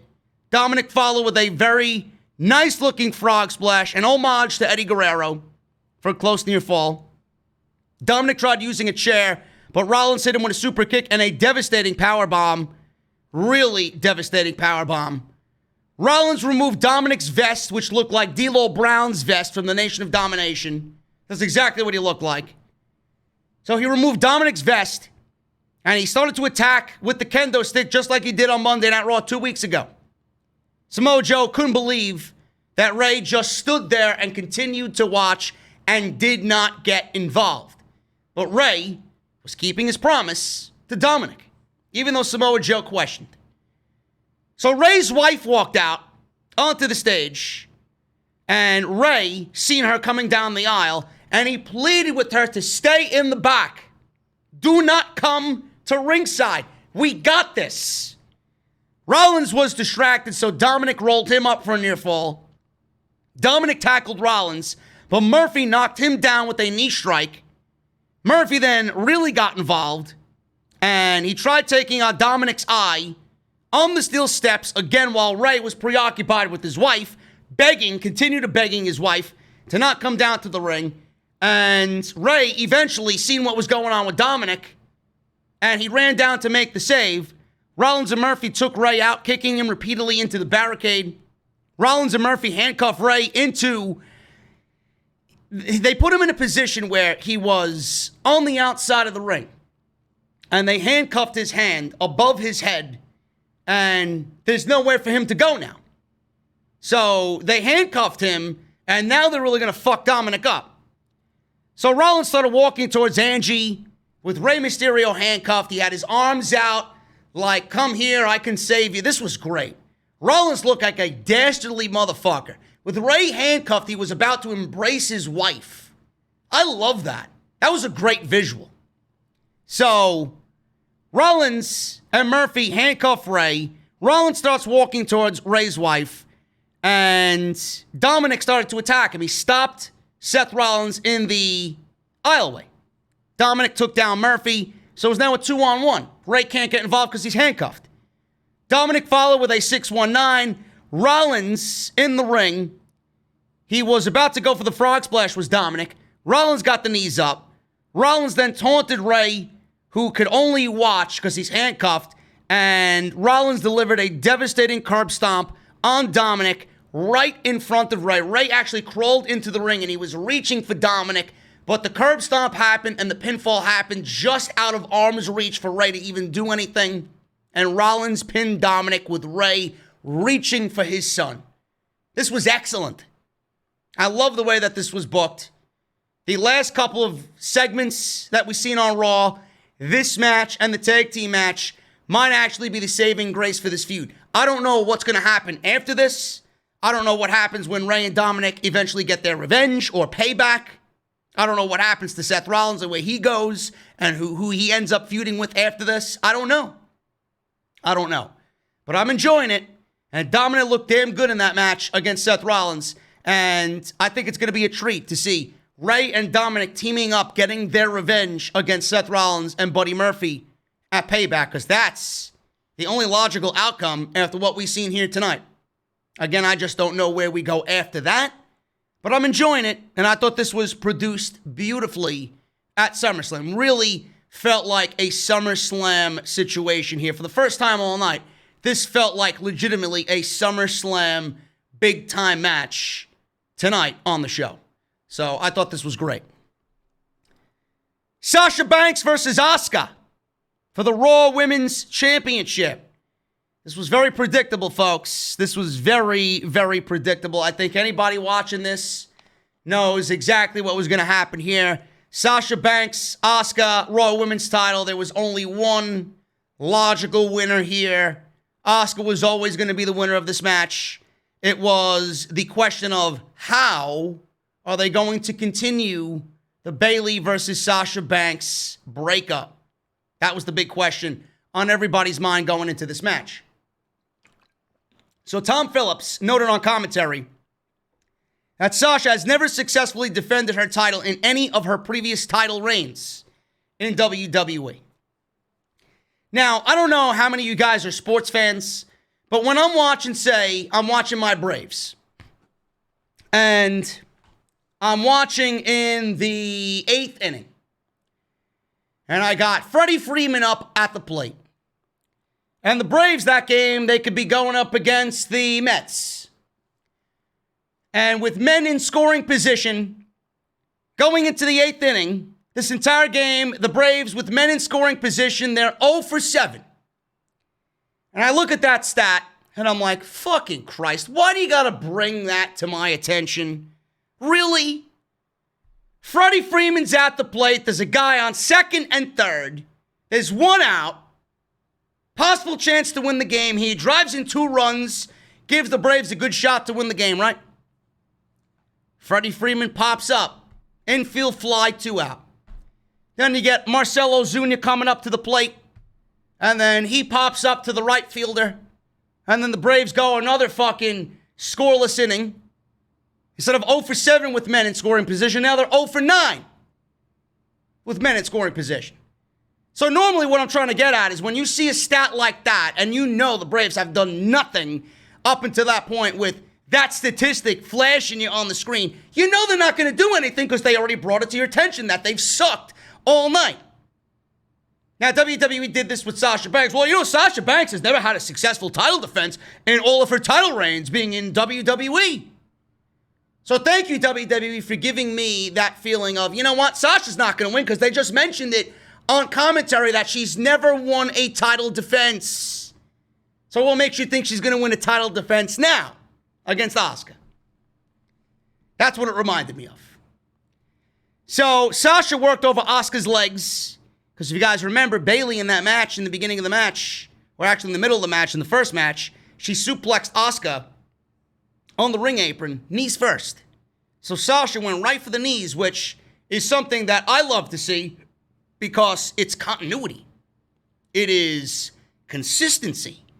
Building from the first match with Asuka, going into the second match, she wanted to target the weakest point on Asuka's body, which Bayley exposed. Asuka's going to go into that match with hurt knees. Sasha is going to go after the knee. That's the sign of a good wrestler. That's the sign of a great story being told. That's the sign of a woman who gets it. That's why I love Sasha so much. She's great. So she worked over Asuka's legs because of what Bayley did earlier in the first match. Asuka came back with some offense. Sasha took over again, ramming Asuka's legs into the ring post. This was the most brutal spot of the entire night. I would be shocked if Asuka did not walk away with a concussion. In one of the most brutal spots of the evening, Sasha powerbombed Asuka off the ring apron to the floor. When I tell you it sounded like a shotgun blast ringing out through the WWE Thunderdome, my God. I don't know if it was intended to be that stiff and physical, but Sasha absolutely blasted Asuka on the concrete with this powerbomb. I legitimately thought she was fucking frozen from paralysis. That's how bad it was. Great spot, but my God, were they trying to kill Asuka tonight? Is what I ask myself. The thud of Asuka hitting the floor literally rang out through the Amway Center. Asuka's head looked to hit the back of the floor, giving her this whiplash effect on the way down. Just nasty, man. You gotta go and watch a replay of it to fully embrace what I'm saying here. Back in the ring, she kicked away at Asuka, shoved her boot in Asuka's face. Bayley smiled at ringside because Sasha was in control. Sasha charged with the boot to the face. Asuka came back with a DDT off the ropes, which looked great. Planted Sasha with a beautiful DDT. Sasha rolled to the floor. As the ref counted, Bayley checked on Sasha. Bayley then yelled to the referee to slow it down because Sasha was trying to take a breather and it's hot out here by ringside. Let her get her breath. So Asuka went after Sasha at ringside, throwing her into the barricade and then into the edge of the ring. Back in the ring, Asuka climbed to the top rope, landed a flying missile dropkick for a 2 count. Sasha made another comeback with double knees and then worked over Asuka's leg again. She went for a frog splash. Asuka moved. Bayley gave Sasha a pep talk on the outside. You're better than Asuka. You got this. This is your championship. We're going to go on to be the golden role models. We're going to own WWE after tonight. Yada, yada, yada. When Sasha turned, Asuka put her in the Asuka lock middle of the ring. Sasha counted into a bank statement middle of the ring. Asuka worked towards the ropes. Sasha pushed off like she usually does when she has someone in the bank statement by the ropes. I love that spot. Asuka rolled over and then reapplied the Asuka lock out of that counter by Sasha Banks. Sasha escaped and threw Asuka down to the mat. She pretty much just shoved her away. Get the fuck away from me. So Asuka super kicked Sasha. Bayley got onto the apron. Asuka charged with a hip attack. Bayley moved. Asuka gave her a spinning back fist. Sasha came up behind Asuka. Asuka rolled through. Put Sasha back in the Asuka lock. Sasha ended up tapping out. And that horrible statistic at the beginning of the match, brought to everybody's attention by Tom Phillips. The streak lives. Sasha does not get a title defense once again successfully. The back and forth between Sasha and Asuka towards the climax of this match were absolutely amazing. I love the back and forth. I love the physicality, even though there was some scary spots with that powerbomb and that DDT that planted Sasha right on her face. This match was excellent. This was so much better than what we seen at the last pay-per-view. This was much better than what we seen on Monday Night Raw when Sasha won the Monday Night Raw Women's Championship with that entire Kairi Sane situation. This was the best match of the recent string of matches that Sasha and Asuka have. Sasha should be proud of what she did tonight. I loved the back and forth between both of them, where Sasha eventually tapped out. And Bayley, the visual of Bayley at the end of this thing with Sasha sitting defeated, Bayley standing there in her sports jacket with the SmackDown Women's Championship and the WWE Women's Tag Team Championships, and she hands Sasha over one half of the Women's Tag Team Championships, but no Raw Women's Championship, because Asuka just won it. And Sasha's sitting there all defeated. She's looking at Bayley like, you fucking bitch. You fucking bitch. You handed me one championship. What the fuck happened? You know? And that was it. They just left it at that. That one visual was all you really need to see. You just sensed the disgust on Sasha Banks when she was only handed one championship. I love it. They both should be proud. Asuka worked her ass off, man. I said it once before. If you go and look at an MVP for the pandemic era of WWE, it is undoubtedly Asuka for the main roster. She has just come into her own. She's one of the best, and I'm talking about both men and women, one of the best performers in all of WWE. Everything she's done has been done to just perfection. WWE could book her a little bit better than they have been booking her. Even when she was the women's champion, before Sasha took it, she wasn't being booked strong. She didn't really defend the championship in a meaningful way. They were fucking around with Asuka and Nia Jax. This should be used as a reset for Asuka. Sasha now goes back to SmackDown. She can still show up on Raw. I don't know what business she has on Monday Night Raw now. They should go back and retreat back to SmackDown for right now because Bayley's the SmackDown Women's Champion. And unless there are two other women who want to line themselves up, I'm guessing that we'll get Asuka and Shayna Baszler as the number one contenders for the Tag Team Championships because last week on Monday Night Raw, we got Asuka and Shayna Baszler beating Sasha and Bayley. So by my calculations, that is your match for Payback, so they'll probably be on Monday Night Raw tomorrow night.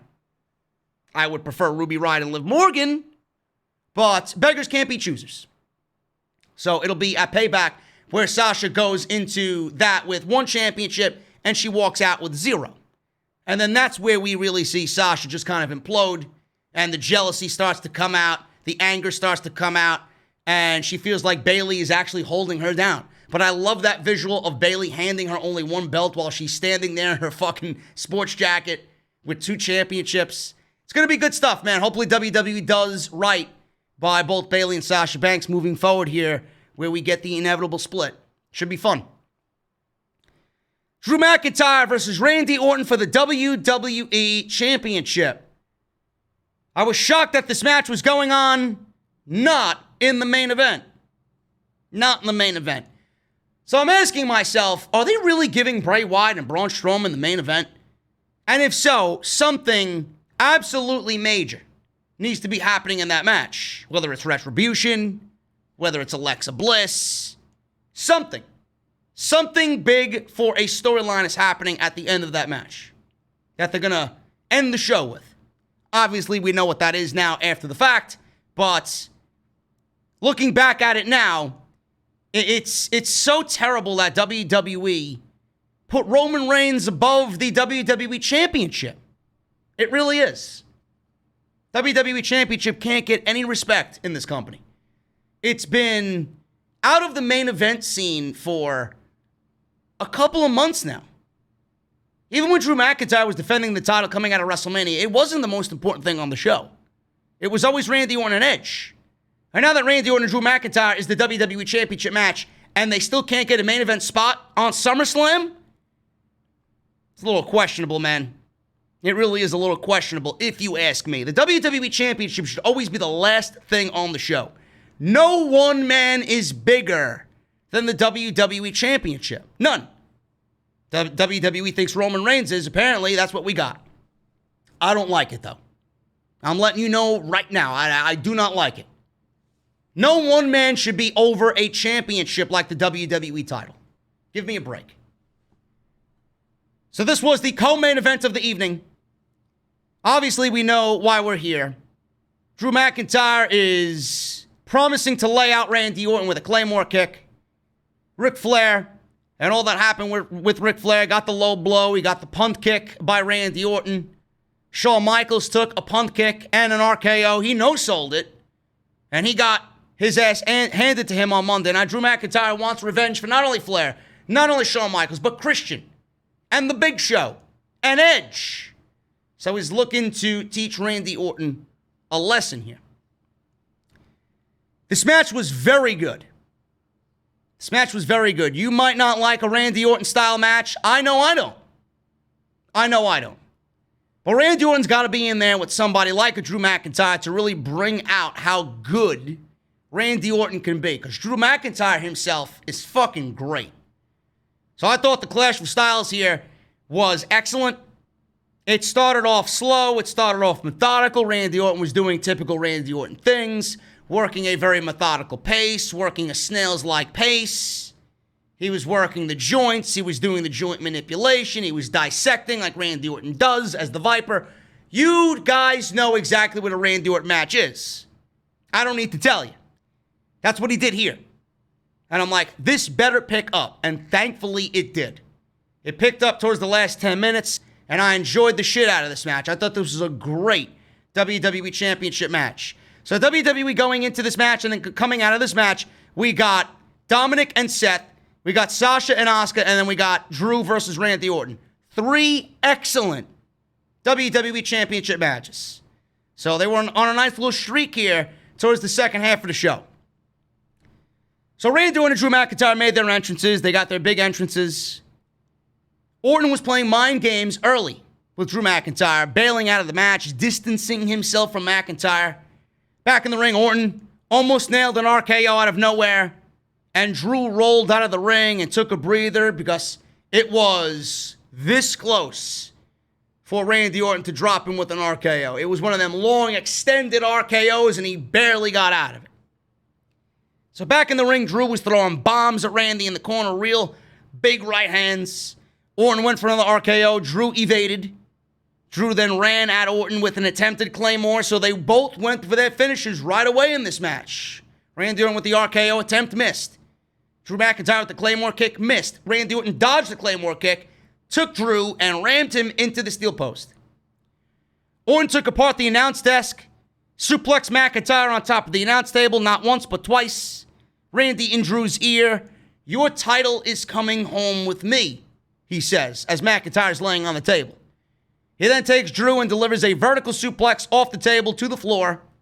Randy then rolled Drew back in the ring, went for a quick cover, and Drew McIntyre kicked out at 1. Randy Orton couldn't believe it. So Orton was in control. Like I said, the way Orton works, a typical Randy Orton match, methodical, slow, headlocks, dissecting his opponent. Drew found an opening with a knee breaker. He got Randy Orton and his leg up in the corner, dropped Randy Orton's leg across his shoulder, a knee breaker. Instead of a shoulder breaker, it's a knee breaker. Only for Randy to go after Drew McIntyre's knee. So now the story of the match up until this point was Randy's knee is kind of fucked up, and Drew McIntyre's knee is fucked up. So both guys are selling their knees midway through this match. Randy back on that slow, methodical style.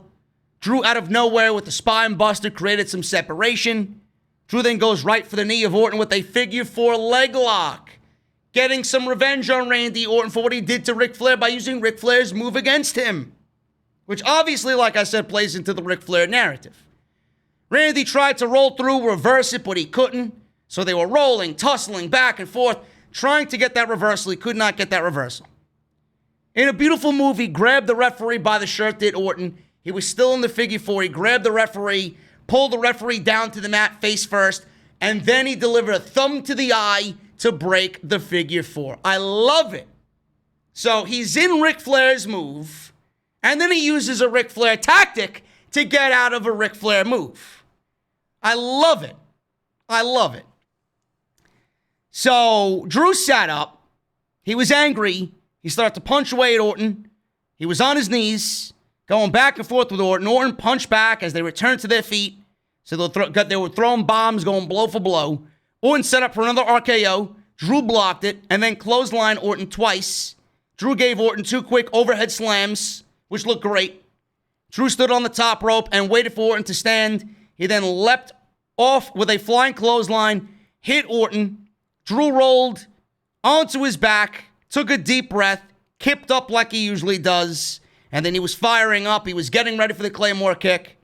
He rammed Orton's face into the top turnbuckle. Drew then met Orton on the top turnbuckle, went for a superplex. Orton knocked Drew off balance, headbutted him. Drew hung upside down in the corner. Orton was bleeding from his forehead from the headbutt. Drew sat up and threw Orton off the top rope to the mat, hanging upside down in a tree of woe. We've seen that before from Drew McIntyre. Excellent move. Drew followed up with a future shock DDT for a near fall. Drew then lifted Orton onto his shoulders. Orton then got out of it, started to elbow Drew McIntyre in the face. Drew then climbed to the top rope, leapt off. Orton ducked. Orton gave Drew a snap power slam out of nowhere for a 2 count.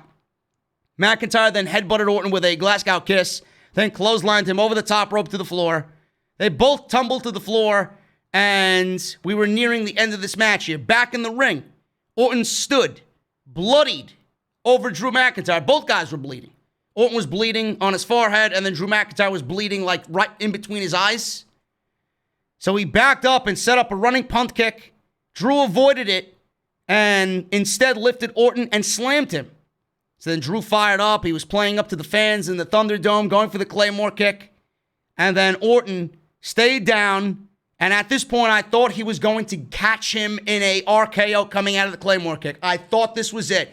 I'm like, you'll never see it coming. Claymore into the RKO. New WWE champion. It's not what we got. So Drew went for a Claymore kick. Orton stayed down. He ducked. Orton went for the RKO, but Drew backslided Orton for a surprise victory. Clean. In a backslide. 1, 2, 3. And Randy Orton loses off of a backslide. And Tom Phillips said, you'll never see it coming. At this point in the show, we haven't seen anything pertaining to that tagline, you'll never see it coming. I'm asking myself, that cannot be it. You wasted that entire tagline on a fucking backslide for Drew McIntyre to beat Randy Orton? Come on. That's fucking lame. That really is fucking lame. Now, I don't know what you guys thought of this. I had it in my mind that Randy Orton was going to be the new WWE champion. I thought Randy Orton was going to be the new WWE champion. I said it for weeks. Drew McIntyre doesn't deserve to lose the championship yet. You really can't blame him for how things are going on Monday night. You can't blame him on the ratings. You can't blame him for the terrible writing on Monday night. WWE has booked Drew McIntyre strong. I get they want to keep Drew McIntyre strong. I get that people may think Randy Orton is invincible. But Randy Orton is doing some of the best work of his entire career in 2020. And to have him lose and stifle his momentum the way WWE did tonight, on one hand, I want to think Randy Orton's impervious to a loss. He's immune to a loss. He's bulletproof. But man, oh man, this company cannot stick with the fucking game plan. They can't. Now, how do you justify getting Randy Orton and Drew McIntyre in another title match? How? If Randy Orton lost clean, then what makes Randy Orton come out on Monday night and say he gets another championship match? How do you defend that? You can't. WWE did not have a fuck finish. WWE didn't have Ric Flair out there. WWE didn't have Shawn Michaels out there, which I appreciate. These big matches, a lot of the outcomes made sense. And a lot of these outcomes, you know, some of the matches had stipulations like the street fight, some of the situations we had with Sasha and Bayley, we knew something was going to happen there. But for the most part, they were the right creative decisions. This was a big title match that ended clean with no interference. No Big Show, no Christian, no Ric Flair, no Shawn Michaels, nobody. I appreciate that, but you didn't have anybody come out there. Retribution wasn't out there. The lights didn't go out. Nobody else came out there to set up a next opponent for Drew McIntyre. You can't come out here and say that Randy Orton now deserves another WWE Championship opportunity. So what happens then? What happens on Monday night? Do you go into Payback not having a WWE Championship match? I don't mind that. If the Universal Championship is on the line at Payback between Roman and Bray, for example, that doesn't mean the WWE Championship needs to be on the line between Drew McIntyre and Randy Orton. What happens to Randy Orton now? The fact that he loses, it kind of throws everything into a huge question mark. Now, if he won, it would have made sense. I wouldn't have liked it because of Drew McIntyre, but it would have made more sense. I don't want to shit on WWE for giving me a clean finish, but I'm going to shit on them for going and doing what I felt was a last-minute decision. I honestly think tomorrow when we wake up in the morning and we look at the dirt sheets and we look at what was going to happen, we're going to read that Randy Orton was scheduled to win the WWE Championship and they changed their mind at the last minute. Because that's exactly what this outcome looked like. It looked like a last-minute creative decision by Vince McMahon. Randy Orton winning the WWE Championship and holding that championship till WrestleMania was more than likely the right decision. You could have easily booked Drew McIntyre to look strong in defeat and keep him strong until you want to give him another shot at the WWE Championship. Now, with this decision, you keep Drew McIntyre as the WWE Champion, and Randy Orton has no excuse to get another championship match. What does he do? Where does he go? And who does he feud with? Does he wait for Edge to come back? Is Edge ready to come back to continue the feud with Randy Orton? I'm going to assume that that's the case, because why else would they have him lose tonight? If Edge isn't ready to come back, then I don't see why Randy Orton is not the WWE Champion. That's just the way I think. Now, I know a lot of people don't want a WWE Championship, situation with Randy Orton on Monday night, but, I mean, as far as creative goes, it made the most sense out of everything. Randy Orton was taking care of everybody and dropping everybody on Monday night. He was reliving his Viper fucking legend killer days. How great would that have been if Randy Orton was the WWE Champion and Edge came back to continue to feud with Randy Orton, but this time, not only seeking revenge, but now, if he beats Orton, he's got a possible WWE Championship situation looking right back at him. That could have made for some memorable content there. And now all we're looking at is, what the fuck is going on? Who does Drew McIntyre go after now? Who's the next in line? Another possibility is, and after this match was over, we seen Monday Night Raw hyping a debut tomorrow night of Keith Lee. Are we going to get Keith Lee on Monday Night Raw? He says, bask in his glory. He's limitless. He lost the North American Championship by giving it up. He had a 45-day reign as NXT champion. Now he's on Monday Night Raw. They're already hyping him up to be limitless. Does that include going right after Drew McIntyre and the WWE Champion? I don't know. Could we be looking at Keith Lee and Drew McIntyre for the WWE Championship? And is WWE honestly going to strap the rocket pack to Keith Lee? Could be a possibility as well.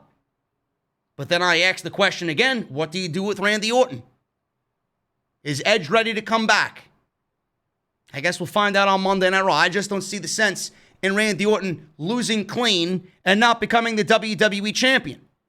Randy Orton would have continued his momentum. You would have built that consistency going on through the rest of the year. Drew McIntyre should have been booked to lose in a fuck finish, keeping him strong. Maybe possibly playing to the fact that Ric Flair is coming back to fuck him over. Continuing to make him look strong by having him get fucked over. WWE didn't do any of that. We usually chime in and say, WWE, they don't do clean finishes. And the one time that they could have gone and done a fuck finish, they go with a clean finish. It's odd how the clean finish doesn't make sense, but the fuck finish in this case makes the most sense. I don't understand it. I don't understand. Am I losing my mind? Am I the only one thinking this, or is people in the chat actually, are you guys agreeing with me here? Please tell me I'm making sense. Please. Somebody out there tell me I'm making sense. If I'm making sense, leave me a fucking thumbs up in the chat, please. I don't understand it. Randy Orton should be the WWE Champion. Some people say Keith Lee. He doesn't stand the chance. He's going to get buried on Monday night. Keith Lee in the hands of Bruce? I don't know. Man. I don't trust anybody. Keith Lee's about to get fucking buried on Monday night. That's the first thing that's going to jump into my mind. So let me know what you guys think about that, man.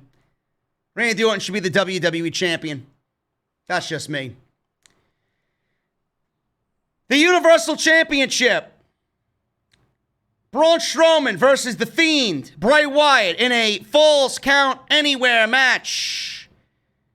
Some people are saying Randy Orton versus Drew McIntyre will be the WWE title match at Payback. How? You can't book a rematch when he doesn't deserve a rematch. He lost. He lost. I don't really understand it. Braun Strowman versus The Fiend, Falls Count Anywhere match for the Universal Championship. This match sucked. This was awful. I did not like this match at all. Sasha Banks is in the house. What are you talking about, Jesse? Sasha Banks is not in the chat. She's not. I don't know what you're talking about. People going crazy. Sasha Banks. Oh, it's a troll. It's a troll, of course. There you go. This match sucked. Braun Strowman versus Bray Wyatt, The Fiend, Falls Count Anywhere match. Braun Strowman is legit terrible. Bray Wyatt is so much better than what we see of him right now. Bray Wyatt is not a bad wrestler. But under this Fiend gimmick, man, they're holding him back like you would not believe, man.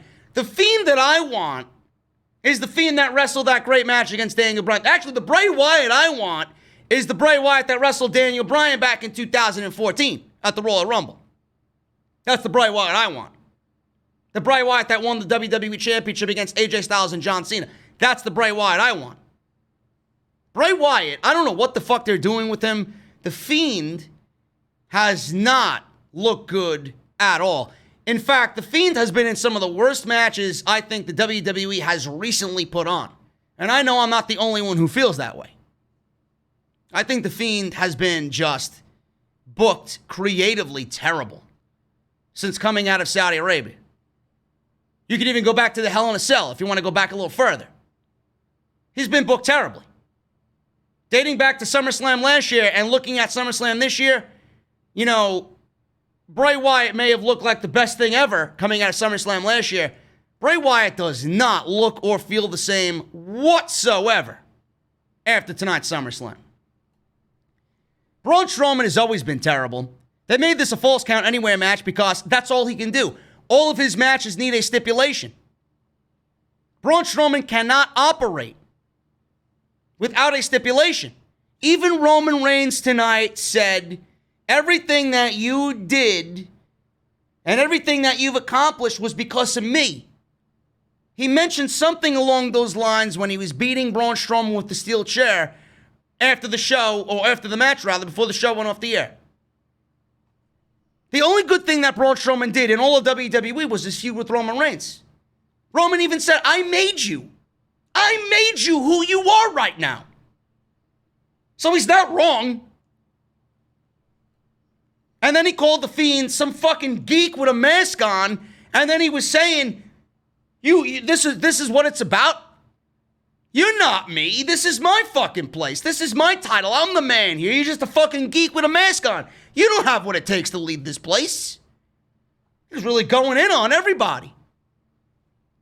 So Roman came back and he was seeking some retribution, for sure. Fiend's entrance looked awesome. That's all he is. He's all entrance and no substance, is The Fiend. But that's the way WWE's booked him. The LED boards were all lit up with The Fiend's colors, fucking lights all over the place, laser lights all over the place. He made his way out with the lantern. Braun Strowman came out. He was wearing a camouflage jacket. He changed his look a little bit. He's bald and now he's got a camouflage jacket like he's going duck hunting. Braun charged at The Fiend, right at the bell. Fiend laughed. He one-arm slammed Braun. Seconds later, Uranagi. He did a head twist. He was doing that creepy head twist. And then Cole said, this will not be a wrestling match. Oh, really? I don't think anything Braun Strowman does can be constituted as a wrestling match, Cole. Thank you for reiterating that to me. This was going to be a flat-out brawl, and I want nothing to do with this, says Michael Cole. Yeah, you and me both, bro. You and me both. So Braun leaned onto the announce table at ringside. Fiend pulled out a metal toolbox from underneath the ring, and he jabbed Braun in the gut with the toolbox and then smashed it across his back. Michael Cole called him sick and sadistic as anyone they've ever seen in the WWE. Not really. But thank you for hyping him up when it really doesn't come across that way. Braun battled back and checked the Fiend through the barricade near the Timekeeper's area. So Braun started to battle back, and then he shoulder checked Bray Wyatt into the Timekeeper's area, breaking the barricade. Like we haven't seen that before from Mr. Braun Strowman, right? This guy is a one-trick pony, if I ever seen one. So the Fiend went down hard. Fiend was chopping Braun in the throat. He then got up and chokeslammed Braun on the announce desk. Fiend stood and shoved Braun into the steel steps. Braun lifted the steps over his head and bashed the Fiend in the head with it. Then they get back in the ring. Braun picked up Bray Wyatt, and he landed a power slam. I don't know, did you guys look at Bray Wyatt tonight? I don't remember him looking that chunky before. He really looked out of shape. I don't know if it's pandemic Bray Wyatt coming into play, but I remember when Bray Wyatt came back as the Fiend and we seen him in the middle of this gimmick, he looked thin. He looked like he was thinning out. He looked great. He didn't look in good shape tonight. I don't know if it was just me, but let me know if you guys seen that. I didn't like the way he looked tonight. I thought he looked sloppy. So they brawled up to the stage. Braun threw Fiend into the LED wall on the stage. They brawled backstage into Gorilla for a little bit. I was hoping that we'd see a glimpse of Vince McMahon sitting in Gorilla, and we did not. So the Fiend went for Sister Abigail. He delivered Sister Abigail backstage in Gorilla as they brawled back there for a while. Then they made their way back to the ring. Fiend went for the mandible claw. Braun blocked it. Braun was bleeding from the top of his head. Braun forearmed the Fiend and covered him for a 2 count at ringside.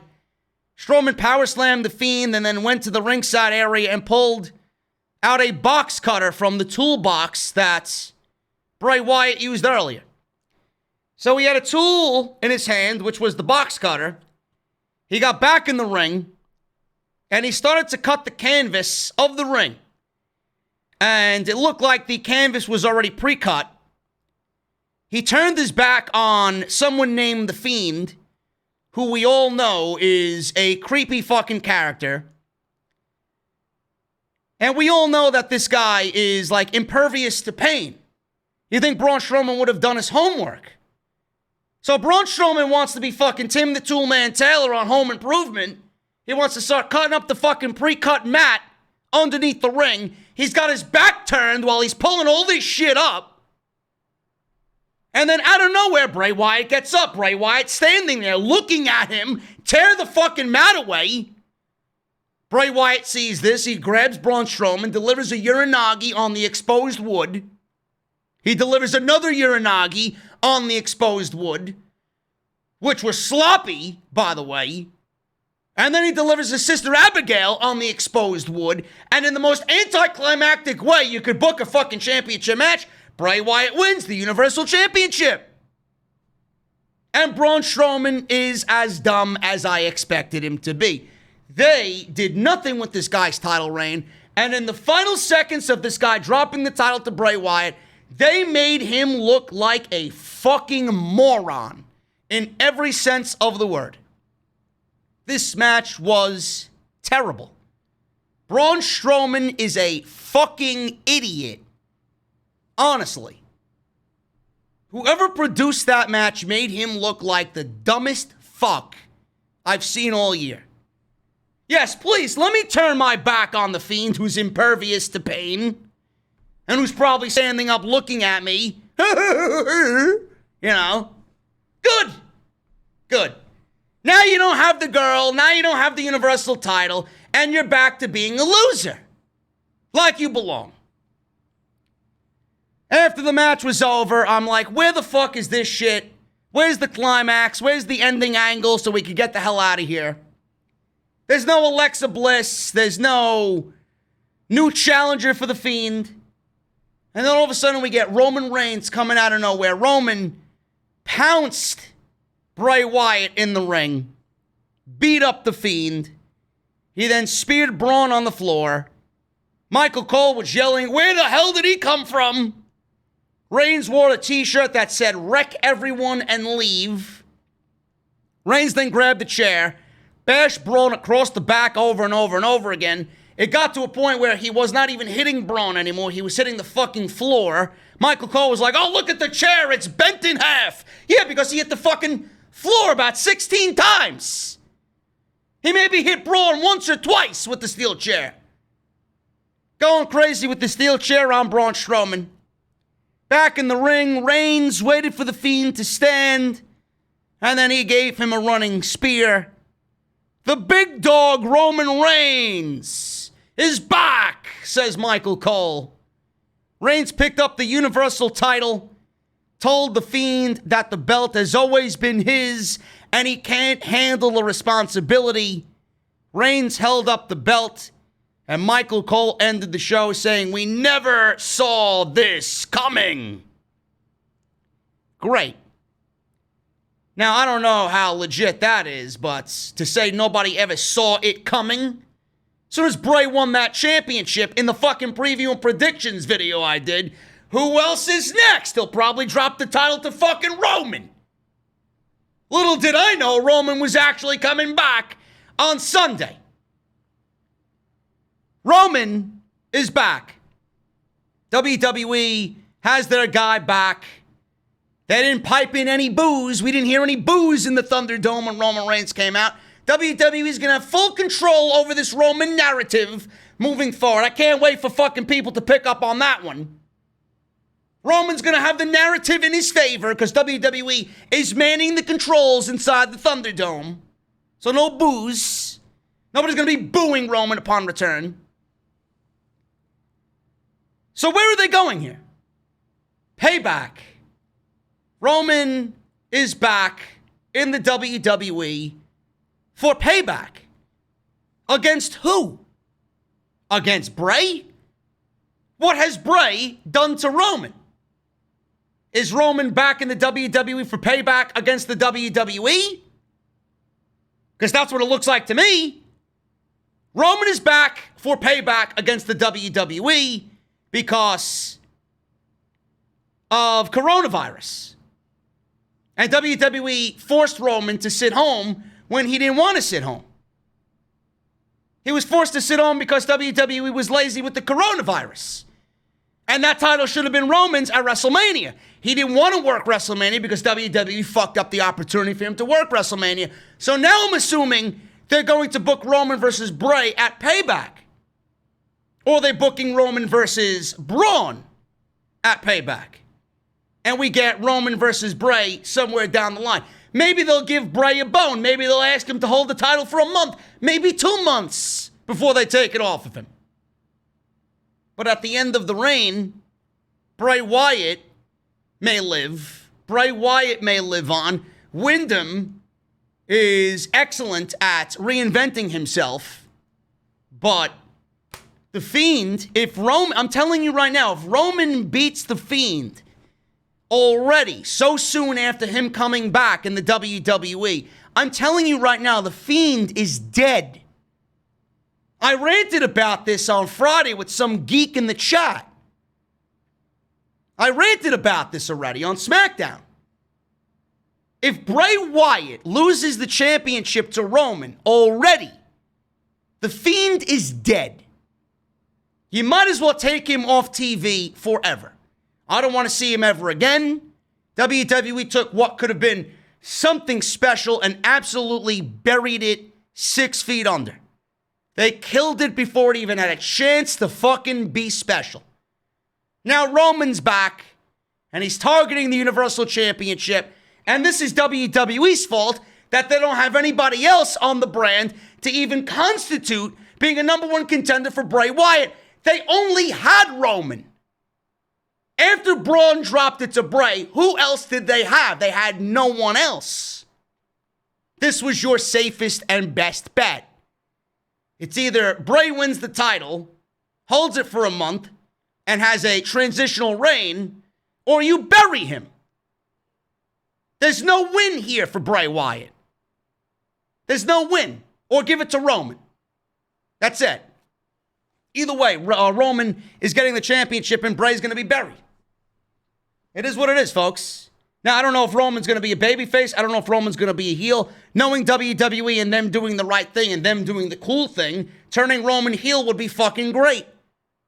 But who knows who's a heel and who's a babyface in the pandemic era? WWE's behind the controls. Anybody could be a babyface or a heel. Everybody was a fucking babyface tonight with the piped-in WWE 2K crowd.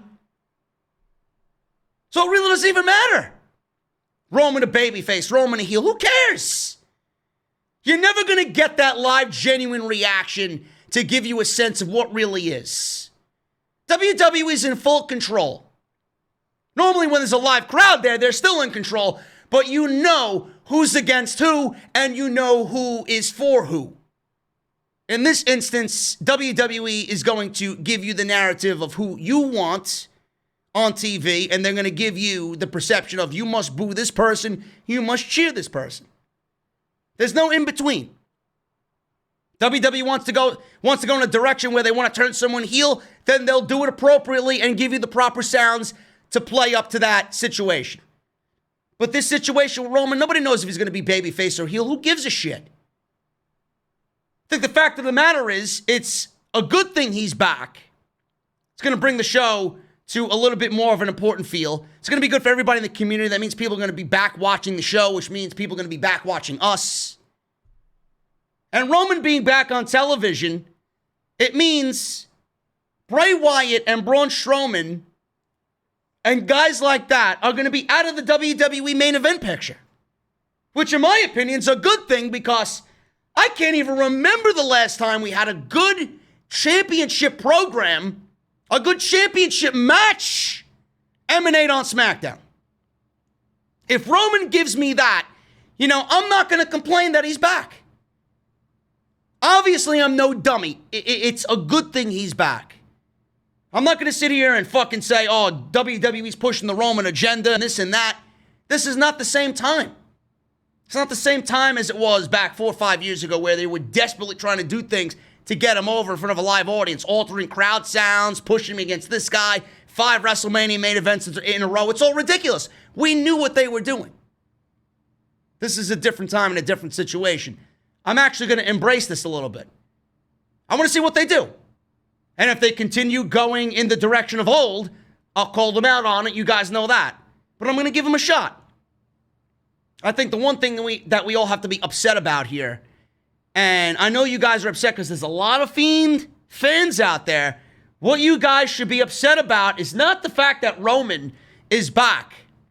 It's the fact, and I want you guys to understand this, it's not Bray's fault. It's not Roman's fault. It's WWE's negligence for giving Bray a situation where he was inevitably going to fail, putting him in a situation where he had no opponents lined up for himself, even if and when he won the Universal Championship. And it's the fact that WWE has utterly buried this guy's fucking uniqueness. They buried how special he is. They buried the Fiend. He already died in Saudi Arabia this year. And after SummerSlam tonight, I'm sorry to say the career of the Fiend is pretty much over. The Fiend is dead. Bray Wyatt needs to come back as a third incarnation of whatever the fuck is going on up here. Because the Fiend and everything with that funhouse is dead, folks. Absolutely dead. That's my situation there.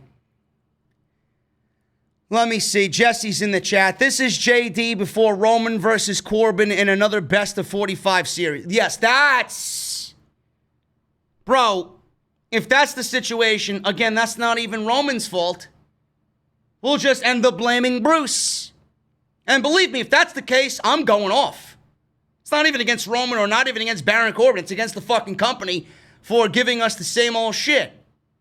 God help us. God help us. If WWE was smart, they'd move Roman Reigns to Monday Night Raw. Honestly. I'd love to see Roman and Matt and Keith Lee on Monday night. Or Roman versus Drew again in a different situation. You know? But he's back. We're going to have to live with it. It is what it is, folks. Hit that thumbs up, people. Hit that thumbs up. We're going to go through some super chats right now. The pay-per-view review part of the podcast is over. So thank you guys for hanging out with me. Super chats are open. Let's hit that music and hang out for a bit. Thank you guys again. Hit that thumbs up. Follow me on Twitter at JD from NY206. Make sure you guys support Harry's. Harry's.com/script. Get your razors and your trial set, man. Some excellent stuff there. Daniel Easterday with a $2 super chat. He asks, what's your favorite SummerSlam match? And my favorite SummerSlam moment. My favorite SummerSlam match. The tough one, man. I probably have to go with... Bret Hart versus Owen Hart at the 1994 SummerSlam. I got a couple. Jerry Lawler versus Bret Hart. Even before that, Bret Hart versus Doink at the 1993 SummerSlam. 1997, Bret Hart versus The Undertaker in New Jersey. Shawn Michaels versus Triple H, 2002. What else we got? We got Mankind versus Triple H at the 1997 SummerSlam Steel Cage match. And my favorite SummerSlam moment? Actually, no. Let me add to that list. Brock Lesnar versus CM Punk. John Cena versus Daniel Bryan. My two favorite SummerSlam moments are when Shawn Michaels hit Bret Hart with the steel chair in the 1997 SummerSlam against The Undertaker, which could be constituted as kicking off, the Attitude Era. And then when Randy Orton cashed in his Money in the Bank on Daniel Bryan and Triple H fucked the Yes Movement. I love that. I thought that was great. Moving on, man. Papo Jr., $5 super chat. Was the show worth it? I'm with a friend. She wanted to hang out tonight just in case I do a blue chew and protection. OTS community is the best. Papo, show was worth it, bro. Show was worth it. It's not perfect, but like I said, had a better time watching this than TakeOver last night. Gregory Benson, $4.99. And good on the Blue Chew, bro. BlueChew.com, use code JD for your free sample. Gregory Benson, $4.99. What is your favorite Asuka Bayley match? Mine's TakeOver Dallas. I'll probably go with that one. I'd probably go with that one myself. Gregory Benson, you know what else happened at TakeOver Dallas? Shinsuke Nakamura versus Sami Zayn. Remember that? One of the best matches that the company ever put on. Gregory Benson with another $4.99. Actually, he's got 3 $4.99 super chats. Where do they go now with Drew McIntyre on the WWE title? I mentioned Keith Lee. We'll see what happens on Monday. Hey, JD, I can't wait to not see what WWE Uncreative is doing with Keith Lee. Bro, they may catapult him to the WWE Championship. I would not be shocked. That company is incredibly high on Keith Lee right now. I don't know why y'all, or I don't know about y'all, but SummerSlam or Summer Scam wasn't as eventful as I would have hoped. Keith Lee is demoted to Raw. So how long does he got? Says Quintendo, $4.99. It wasn't as eventful, but I think it got the job done to a point where WWE is going to give you some tonight and then give you what they got to give you tomorrow because they got Payback on Sunday. So Payback is, to me, an experiment. I think WWE is experimenting with some things. Why? I don't know. But I'm looking at it as an experiment. WWE is going to try and see if this pay-per-view after a major pay-per-view type of deal 1 week later is going to be a thing that they could do to generate interest. But Keith Lee was demoted, yes, absolutely. Anybody getting called up to Raw from NXT is, no question, getting a demotion. Ulysses Smith with a $5 super chat. Unless Roman's return is a heel turn, which I doubt, then this is a waste. And where does this leave Otis as Mr. Money in the Bank? What are they doing? You know, that's another thing I failed to bring up here when I was talking about the Universal Championship. Why the fuck did Otis not come out and cash in his... Where the fuck was he? Where was Otis? Does he even give a shit that he's got the briefcase? The Fiend is down. They humanized the fucking Fiend. Buried, by the way. The Fiend is down, buried, and he doesn't come out and cash in his briefcase. That's a big logic gap there, Bruce. We just seen Otis come out dancing with Mandy Rose doing the fucking caterpillar earlier in the evening. Terrible, by the way. But he wants to come out for that, not come out and cash in his briefcase against a downed Fiend. Come on, man. So fucking stupid. Who writes this shit? Jacob Donnelly, what's up, brother? Clearly you saw Roman coming because you predicted he'd be thrown right back into the title picture upon his return. That's why Off the Script is the #1 podcast in the community, man. And we were #1 tonight, and we will be #1 until I fucking stop doing this, bitch. Thank you, Jake. P-Mac. $1 super chat. Thanks for stopping by, bro. Piccolo. $2 super chat. The Roman agenda is in full effect. Desperation. Listen, man, Roman wants to come back. The guy wants to come back to work. He feels like it's safe enough in the Amway Center. Let him come back to work. Ulysses with another $2 super chat. Can't take this WWE farce anymore. Done with WWE for real. That's why AEW exists, bro. That's why AEW exists. Johnny becomes a new member. Thank you, brother. That's a nice little off-the-script logo you got there next to your name. Ulysses with another $2. Just like Vince to turn Roman heel with no fans. Jacob Donnelly, $5. Titus must have had a feast prepared for Retribution in order for them to not make an appearance all night. Unreal. Shout out to my boy, Mr. Soldier 1HD.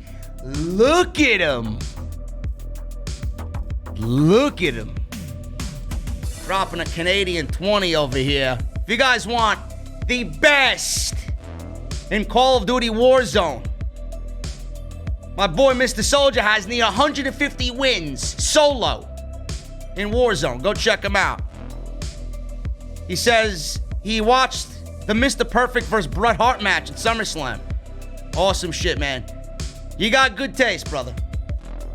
I wish you nothing but the best in your continued success, man. I can't wait to hop back on COD. I can't wait to see what Vandahar has lined up for us on Wednesday. Hopefully it's a good one. So shout out to Mr. Soldier. Go sub to him if you guys want some excellent Warzone live streams daily here on YouTube.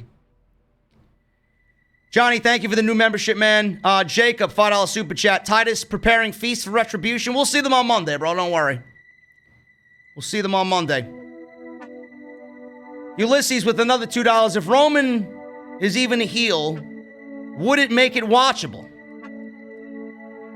Listen, if Roman is a heel, it's more watchable than it is now. They're not turning him heel. I just got done saying nobody's really a heel. You can't even decipher who's heel and who's babyface with the way WWE has control over the crowds now. So it doesn't matter. Jonah, $4.99. Should we go ahead and make some funeral arrangements for the Fiend's career? Bro, you could have did that back in February, brother. Goldberg buried the Fiend in Saudi Arabia. JP5150, $5 super chat. Well, this show ended with something to rant about, so who's ready for the burial of the Fiend Part 2? The agenda in human form is back. God help us all. Might as well get the fucking coffin ready for the Fiend. Completely buried. Thank you, JP. P-Mac with another $1 super chat. Thank you, man. Deontay Walker, $5 super chat. I like Sasha, but do you think this loss cements the fact that Sasha can't defend a singles title? No. Because she's going to take that SmackDown title from Bayley when the time is right. And she'll go on to defend that like she should. So don't worry. Bradley with a $2 super chat. Look at this fucking guy. Connor Russo in the chat. This shit is getting annoying. All you fans do is complain. Just enjoy it. It's entertainment. Don't have to take it so seriously where it's like your job to destroy them. It was a good show tonight.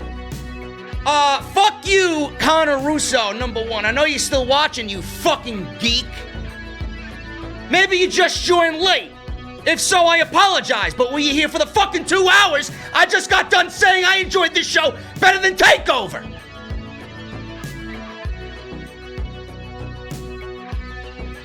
I don't know what podcast you're listening to, but if they don't give any constructive feedback, it's not a fucking podcast. That's what we do here. Go listen to some schmuck feed you some fucking happy garbage bullshit narrative, okay? It's not what we do here. Why do we have 3,000 deep in the fucking live stream today, making this the #1 show in the entire wrestling community? Because we spit facts. Truth. I'm honest about what we're watching. I bring an attack on all variables to you. Fuck out of my chat. If you don't have somebody that does what I do the way that I do it, you suck at your job.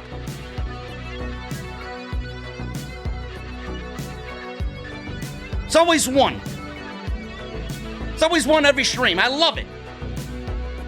I love burying some fucking unintelligent idiot. This is my fucking realm. You're lucky I allow you to be here, bitch.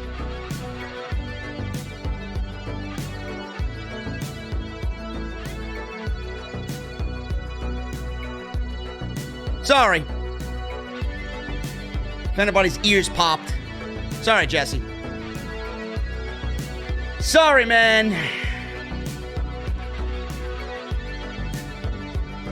Where was I? Bradley.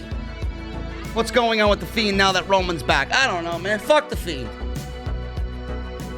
Fuck Bray Wyatt. He's buried. Who gives a shit?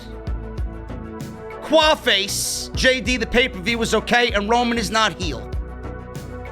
Whatever, man. Roman's not heel. Roman's not babyface. All I know is Roman's going to be the Universal Champion. Tyson Flats. $5 Canadian. JD, my friend Danico, is actually happy to see the return of Roman Reigns. And cannot wait to see him bury Bray Wyatt. Can you please call him an idiot for me? Bro, Bray was already buried. So I don't know what Roman's gonna do to further bury him. I mean, I don't understand it. I really don't understand you guys. Bray was already buried. What do you guys want? Just let it go. Bray's never gonna be the same. Bray is never going to be the same. So don't worry about it. Seriously. Jericho, 8131. Best SummerSlam in years. I love Roman's new attitude, but I hate it that it had to come at the expense of the Fiend's moment, making him look irrelevant. Everybody's got the same outlook that I do. Jay Riddick, 99 cents. Thank you, brother. Sino Trainer, New York, $9.99. I'm so pissed that Roman is in the main event again and squash the Fiend, but glad you're here for some real entertainment. Hashtag SummerScam. Thank you, bro. Christopher Johnson became a new member. Thank you for the membership, brother. Jericho, 8131, $5 super chat. What if Reigns is the leader of Retribution? I don't think so. I'd be shocked if that's the case. He seemed angry at being forgotten, and his new shirt said, "Wreck everyone and leave." Matches Retribution's act. Bro, if Roman is the leader of Retribution, I'll give WWE some credit. They'd have some fucking balls to do something like that. It may be the only way to get them over. The only way to get them over is that they might need a big figurehead like a Roman Reigns to really give them some solidarity and some legitimacy. Hanzo, $5 super chat. When's the Ray Jr. match? I don't know what you're talking about, bro. We talked about Dominik Mysterio. One of the best matches of the night, for sure. Matt D, $5 super chat. WWE SummerSlam, nothing special, same old bullshit. Love the show, JD. Keep up the good work. Thank you, Matt D. Appreciate you. Matt D also became a new member. Thank you so much, man. Jonah with a $4.99. Also, can you please unblock me from Twitter? Bro, if you were blocked on Twitter, you were blocked for a reason. I don't block just anybody on Twitter. Even though you super chat me with $4.99 super chat, you got blocked on Twitter. You must have did something, said something inconspicuously. You must have subtweeted me. You must have been conversing with somebody that was talking shit about me. One reason or another, you got benched for a reason. Jacob Donnelly with a $10 super chat. After thinking more about it, I'm honestly for another Roman title opportunity as well. The Fiend is just as dead as the old Bray. And maybe this is the case of absence makes the heart grow fonder. Now, bro, it's just the fact that he overcame leukemia and then he gave WWE the finger and opted not to work during the COVID-19 pandemic. So everybody looks at Roman as being smart. And the fact that he overcame leukemia. WWE really pushed that narrative. Made it seem worse than it really was. Munchie time, $4.99. Hit that like button, goons. Missed half of the show to play darts up until Asuka Sasha. Sure, Vince and Dunn were pitching a tent when Roman arrived. Bro, Vince pitched a tent when Roman arrived in the arena at 9 a.m. Couldn't wait. Phil O with a $4.99. So this was mentioned by Jesse the Buckeye, but what if Roman is the leader of Retribution? He did wear a shirt that said, wreck everyone and leave. Bro, anybody with a fucking brain cell can come on a podcast and say that. Obviously, it is the one narrative being thrown out there. If he is or he isn't, who cares? Roman's going to be on TV. It's good for the WWE. If he's the leader of Retribution, it gives them a figurehead that would bring them some legitimacy. Does WWE think that far ahead? Do they have the balls to do something like that? Probably not. Probably not. I'm not holding my breath. Roman's back for the Universal Championship because that title should have been his at WrestleMania, and that's it. Thank you for the $4.99 though, Phil. Ostro, 1980. How the hell do you mess up Aleister Black? I don't know. Bruce is good at that. Why don't we go ask him? Bruce is good at messing things up. Lonnie Barker, $5 super chat. Great job as always, brother. I see a heel Roman finally. Thoughts? No. WWE had the opportunity to turn Roman Reigns heel several times, and they didn't do it. I think that ship has sailed. Gorilla Press, $5 super chat. Gorilla Press is here live with OTS. I'm happy to have Gorilla Press here. Thank you so much, man. Jay Riddick, $1.99. Keith Lee just just posted, going to Raw. NXT is thumbs down. Well, we'll see. Hopefully Karrion Kross is not that injured. Being that they're calling him up, they obviously got big plans for him already. Hopefully Kross is not injured. That separated shoulder will heal on its own. And if they're going to have to take the title off Kross, I see the title going back to Adam Cole or maybe Tommaso Ciampa. I won't count out Finn Balor either. I think Finn Balor would be a good replacement until Karrion Kross comes back. I would not mind seeing a match between those two. I think that would be great. Gorilla Press with another $5. August 31, 2020. Mick Foley. Never before told tale. At press_YouTube. I don't know what that means, man. I don't know what the fuck's going on. Thank you for the super chats. You are promoting something. God bless you. Popo Jr., $2 super chat. I never saw it coming. Me neither. Justin Strickland, $9.99. I predict that Roman Reigns versus Braun Strowman versus The Fiend will happen next Sunday at Payback. If it happens, I have a feeling that Roman Reigns will win the universe. Well, why does Braun Strowman get another title match? The guy obviously is a blithering idiot. He doesn't deserve another championship match. Roman versus Bray. Kill The Fiend. Give the title back to Roman. Give WWE the champion that they wanted at WrestleMania. Simple. Just pull the Band-Aid off. Just pull it off. Dom Tinney, $5 super chat. What's up, JD? What is your opinion on Finn's run in NXT? It's exactly what it needs to be. Finn's run in NXT is exactly what it needs to be. I don't know why everybody thought Finn was going down to NXT to run NXT. He's putting over younger talent, and he's giving them a solid veteran presence. He's not there to win championships. Justin Strickland, $19.99. I love watching Asuka versus Sasha Banks because those two women go all out and they steal the show. Especially if they have to kill each other when they did those two brutal spots. They will always go all out to steal the show. Two of the best performers in the entire WWE is Sasha and Asuka. And you can't count out Bayley either. All three of them have been great, but I hope we start to see more branching out of female talents where they start getting opportunities for themselves too, like Bianca, Shayna, Ruby, Liv, Naomi. Honestly.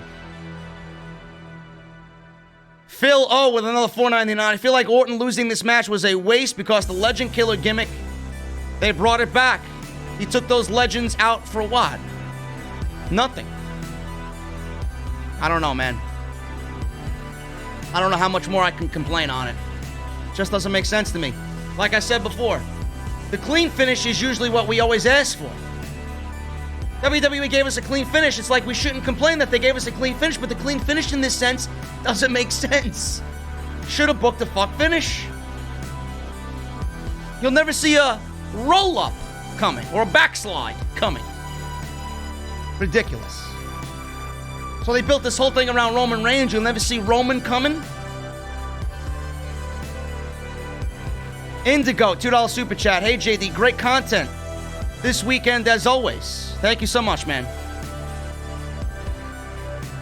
Stephen Field, $4.99. Keep up the good work, JD, if possible. How do they improve The Fiend going forward as champion? They don't. The Fiend only exists as Universal Champion to give it to Roman. He does nothing else. Bray Wyatt's gimmick and his wrestling ability has gone down the fucking toilet. Seriously. We got Justin Strickland with a $9.99 super chat. I agree, the clean finish made no sense in the Orton versus McIntyre match. A terrible finish would have made more sense to book the rematch for next Sunday's Payback. WWE is still working backwards. Well, they always work backwards. They always work back. That's the way they fucking operate, is backwards. Thank you, Justin. CC Steven, $10 super chat. Everything you said about Randy and Drew made perfect sense. Never doubt your talent and inside, JD. This is why others in the IWC don't want to work with you, because they are jealous of you. Keep being awesome. Thank you, CC. Appreciate it, man.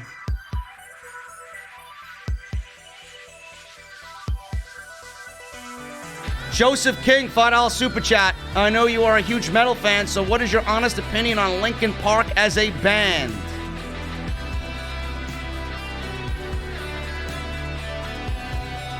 I'll keep that opinion to myself, man.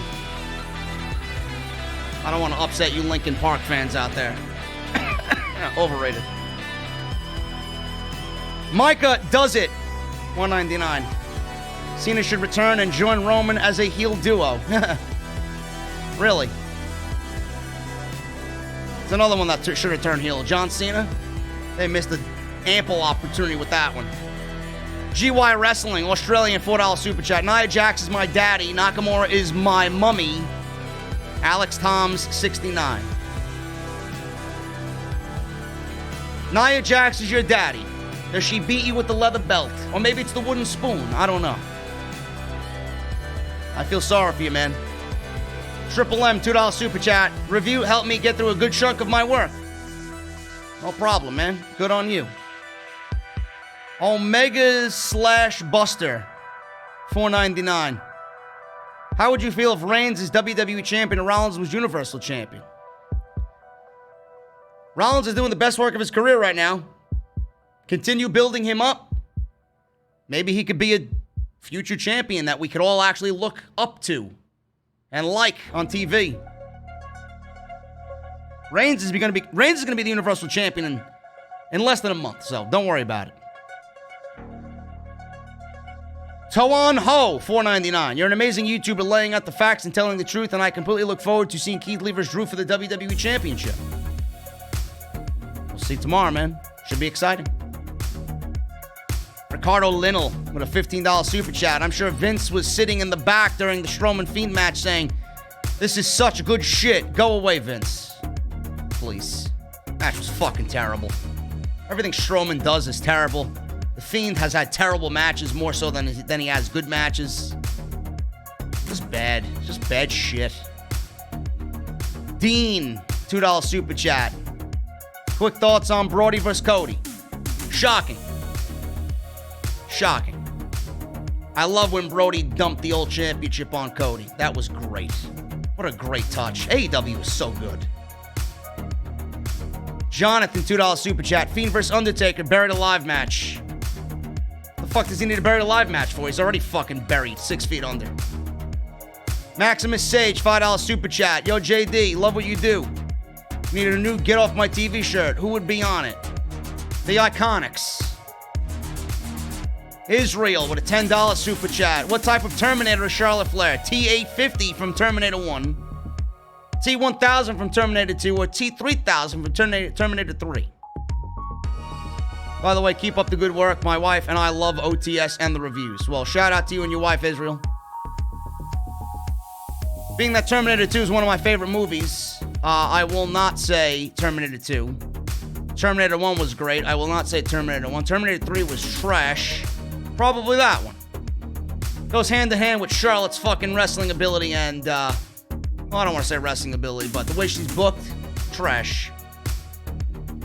Christian, $5 super chat. JD, what do you think of Jeff Hardy coming as Willow and battling the Fiend for the IC title? So you want to move Bray Wyatt from the Universal title to the IC title. Hasn't the guy suffered enough? Seriously. Should be the other way around. WWE should have gotten Jeff Hardy to a point where he could challenge Bray Wyatt as the Fiend for the WWE Universal title. Not the other way around. Ulysses, when do you think John Cena will have a final run? Whenever the fuck he wants. Twisted Nightmare Gaming, $5 super chat. Team JD, hashtag OTS, hashtag best in the business. We still got 2,000 large in here, man. Thank you guys so very much, man. This has been the end of the stream. We got 1,592 likes in the chat. Let's get that up to 2,000, man. Can we get 2,000 likes before I get the hell out of here? That would make me a happy JD before I start my brand new week of content for you guys. I'll be live tomorrow night with Monday Night Raw. Let's get it up there. Again, guys, thank you so very much. SummerSlam was a decent show tonight, better than most years. I actually enjoyed it better than TakeOver. I'm excited for Monday Night Raw tomorrow to see what Keith Lee does, to see what Drew McIntyre does, to see what Randy Orton does.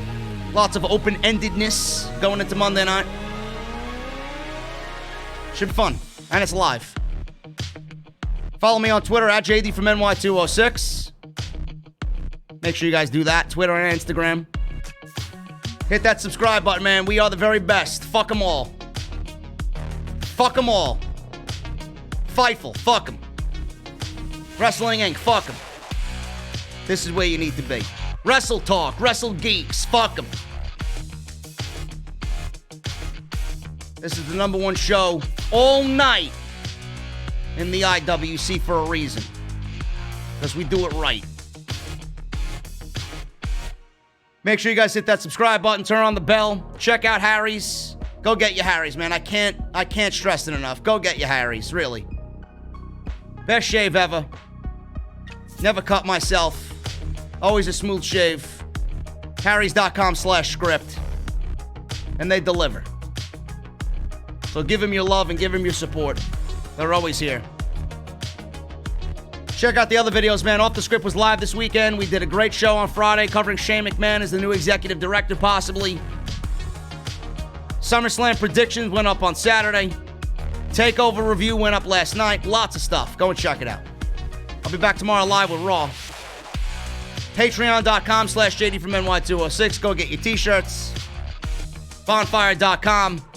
Nightbot was in the chat giving you the link. Link is down below in the description. And I'm out of here, guys. I appreciate you all. I love you all. Thank you for making this the #1 show all night. And we'll do it again on Monday. We'll do it again on Monday. Shout out to Hoot Media. And shout out to my boy Jesse in the chat, modding.